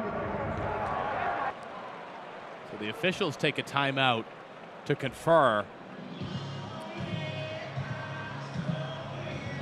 It's going to come down to the wire. Do they still use the chains, or? Oh, they're bringing them out, they're Jonas. bringing them out. Okay, great. You would think they would have a more, technologically advanced way of doing this. But for years in tennis, we get the replay right on the line. Exactly. They'll line up the chains. Here we go. 1st down, Minnesota. Just barely. Inches mark the ball down. In the least scientific way you can, The officials measure it to be a 1st down for the Golden Gophers. Down 10, they keep their hopes alive. A minute 45 to go in this fourth quarter. 1st and 10 from the Michigan 12.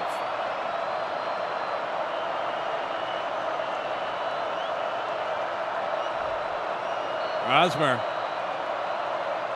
from the shotgun, takes the snap, has some time, looks to the end zone. Flags fly, and an incomplete pass. We'll await the official's call. Great effort there, though, from Daniel Jackson, who looks like he was pulled around and still was able to come up with the ball. Couldn't quite get his feet down in time, but still a great. The ruling on the play was the ball was caught out of bounds. Pass interference. Defense, the ball will be placed at the 2-yard line. Automatic first down. So an incomplete pass, but pass interference moves the ball to the 2. Play clock at 1:37. An excellent effort by Daniel Jackson, the receiver. Made the catch out of bounds, so incomplete. The pass interference gives the Gophers a big opportunity here. Yeah, just 2 yards that the Golden Gophers have to get in order to get this touchdown. And if they were to do that, they would put themselves, would make this a 1-possession game. Obviously, not a lot of time left on the clock, but you never know what could happen. And we certainly have seen this game turn around fairly quickly in this 4th quarter, haven't we, Owen? Caught in the end zone. Touchdown. So the officials review the play. They'll say Daniel Jackson made the catch in the end zone. Touchdown, Minnesota.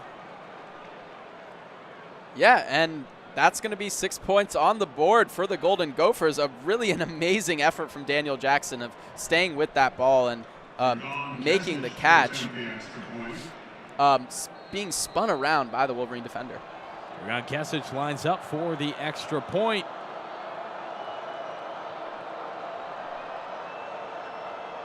Snap good, hold good, the kick up and through the uprights. 27-24, the Wolverines with a 3-point lead and 1:37 left in the 4th quarter. Jonas, certainly not the way we thought this one would go down. No, it is not. Minnesota scoring 21 points here in this 4th quarter to bring them to within a field goal. And you can see it on the faces of these maize and blue fans that some of them are still happy to be here, but they are not too happy about how this game is looking. And not at all. When the Gophers at a time seemed like we're completely out of this game, are now in complete striking distance. 1 timeout left for them, but we'll see how this Wolverine possession plays out.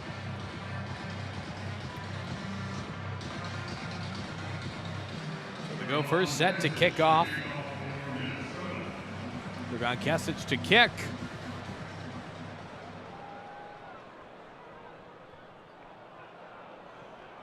An onside kick. Will the Gophers get it? They will! The Gophers recover possession on an onside kick. Are you kidding me? Oh my God. That is just unbelievable. The flags are in the air. Oh. Offside, kicking team number 49. 5-yard penalty from the previous spot. Re-kick. What a break for the Wolverines. I mean, unbelievable. Unbelievable. I mean, so very fortunate for the Wolverines as they almost let Minnesota have possession of the ball again.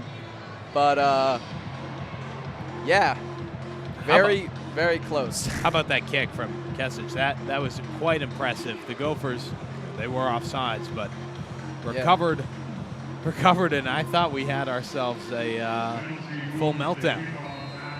So they'll do it again. Certain they'll attempt the onside kick again, the Wolverines. A little bit different of a formation this time. Here's the kick, and this time right into the hands of a Wolverine.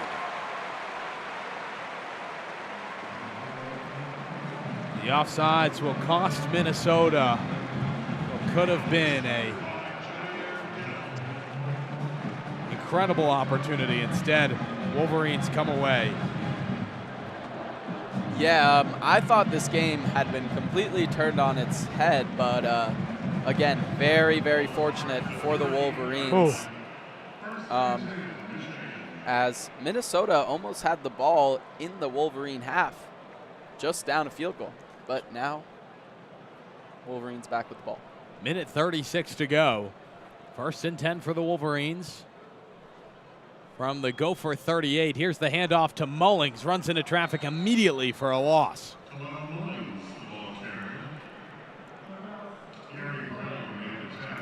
And the Gophers call their final timeout of the half.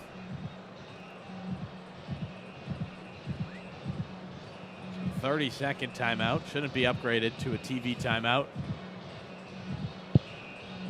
Michigan fights to hold on to its 3-point lead. They should be able to, barring catastrophe, which, well, you never know. We've come close already.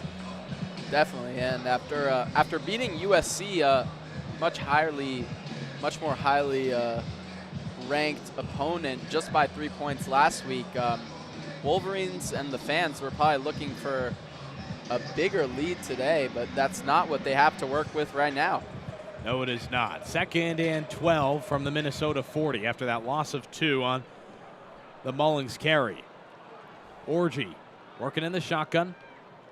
Bredesen in motion and trouble with the snap, but Orji recovers the ball. Whew. Wow. And oh my God. No better use of words than trouble with the snap. Few words can haunt a Wolverine fan more than that. Oh my God. Yeah, that ball just flew over Orji's head, was snapped a little bit too high, and Orji did a good job of tracking back and recovering it, but not how Michigan fans expected this final drive to go. God. 3rd and 23 from the Gopher 49. Play clock ticking down, stopped at 47 seconds. As the Wolverines take a timeout now.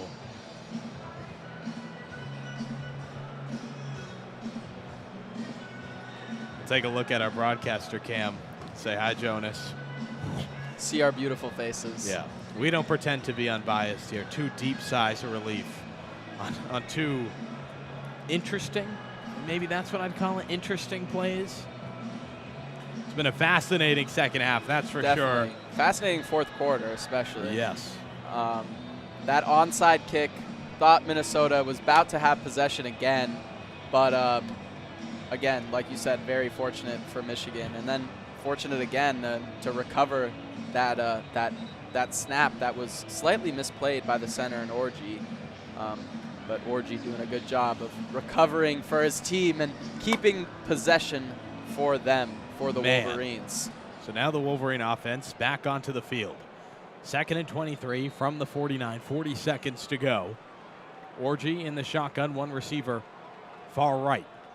Here's the snap to Orji, handoff to Mullings. Runs into some traffic, tries to cut to the right. How about that extra push from Kalel Mullings? And that runs enough time off. That should do it, Jonas. Yeah, Mullings doing what he's done all game, just pushing through that Minnesota defensive line, and it's going to be a symbolic way to end it. PJ Fleck leads the Gophers onto the field. And Michigan head coach Sharon Moore will shake hands. An intense ending to this one. 1 second. So the Wolverines take it 27-24. A lot tighter than anyone thought it would be. A 3-point game. Yeah, great performance from both teams. At times, again, some slow points as well, but really a good job by the Wolverines of staying strong and maintaining their lead after they almost gave it up here in this fourth quarter. But yes, a really good job of staying strong after the Wolverines were only able to put up 6 points in this second half compared to the 21 for the Golden Gophers. And a valiant effort from the Gophers of getting themselves back in this game. They'll be unhappy that they couldn't quite take it all the way, but we'll see if they're able to take this momentum they had in the second half into the rest of their season. Man, questions to be answered for this Wolverine program. For sure. You know, I called the Texas game for WCBN as well. And I feel the same way I did as I left the stadium then. You're buoyed by the upset over USC. Strong showings against some, easier opponents early in the season, but now a field goal is what separates you from Minnesota. The number 12 team in the country, 3 points above an unranked Minnesota, who maybe are a little bit better than we expected. The Wolverines certainly performed worse than expected tonight. Yeah. I mean, Michigan was the first ranked team that Minnesota played this season, and were able to put up a good fight, especially in that fourth quarter. Excuse me. They were looking for their first win against a ranked Michigan team since 1986. Came a lot closer than we thought, but in the end, the Wolverines still came out victorious here in Ann Arbor, Michigan. Dominic Zavada lifts the Little Brown Jug above his head, hands it off to some of his teammates. So Little Brown Jug will stay in Ann Arbor after a precarious 3-point final score. The Wolverines squeaked this one out, 27-24. Jonas, any closing thoughts? I think you summed it up pretty well. A lot of questions that will be asked of this Wolverine team for the rest of the season, and we'll see how the rest of the season goes when they play some, more powerful and stronger Big Ten opponents. But again, Wolverines are going to be happy they got the win in the end. Well, for our entire crew on this game, Jonas Tomkin and Jake Singer, Noelle Bencie with, the more fun. If you're a Michigan fan, first half, an excellent call there. I've been Owen Crain, my fourth and final time in Michigan Stadium.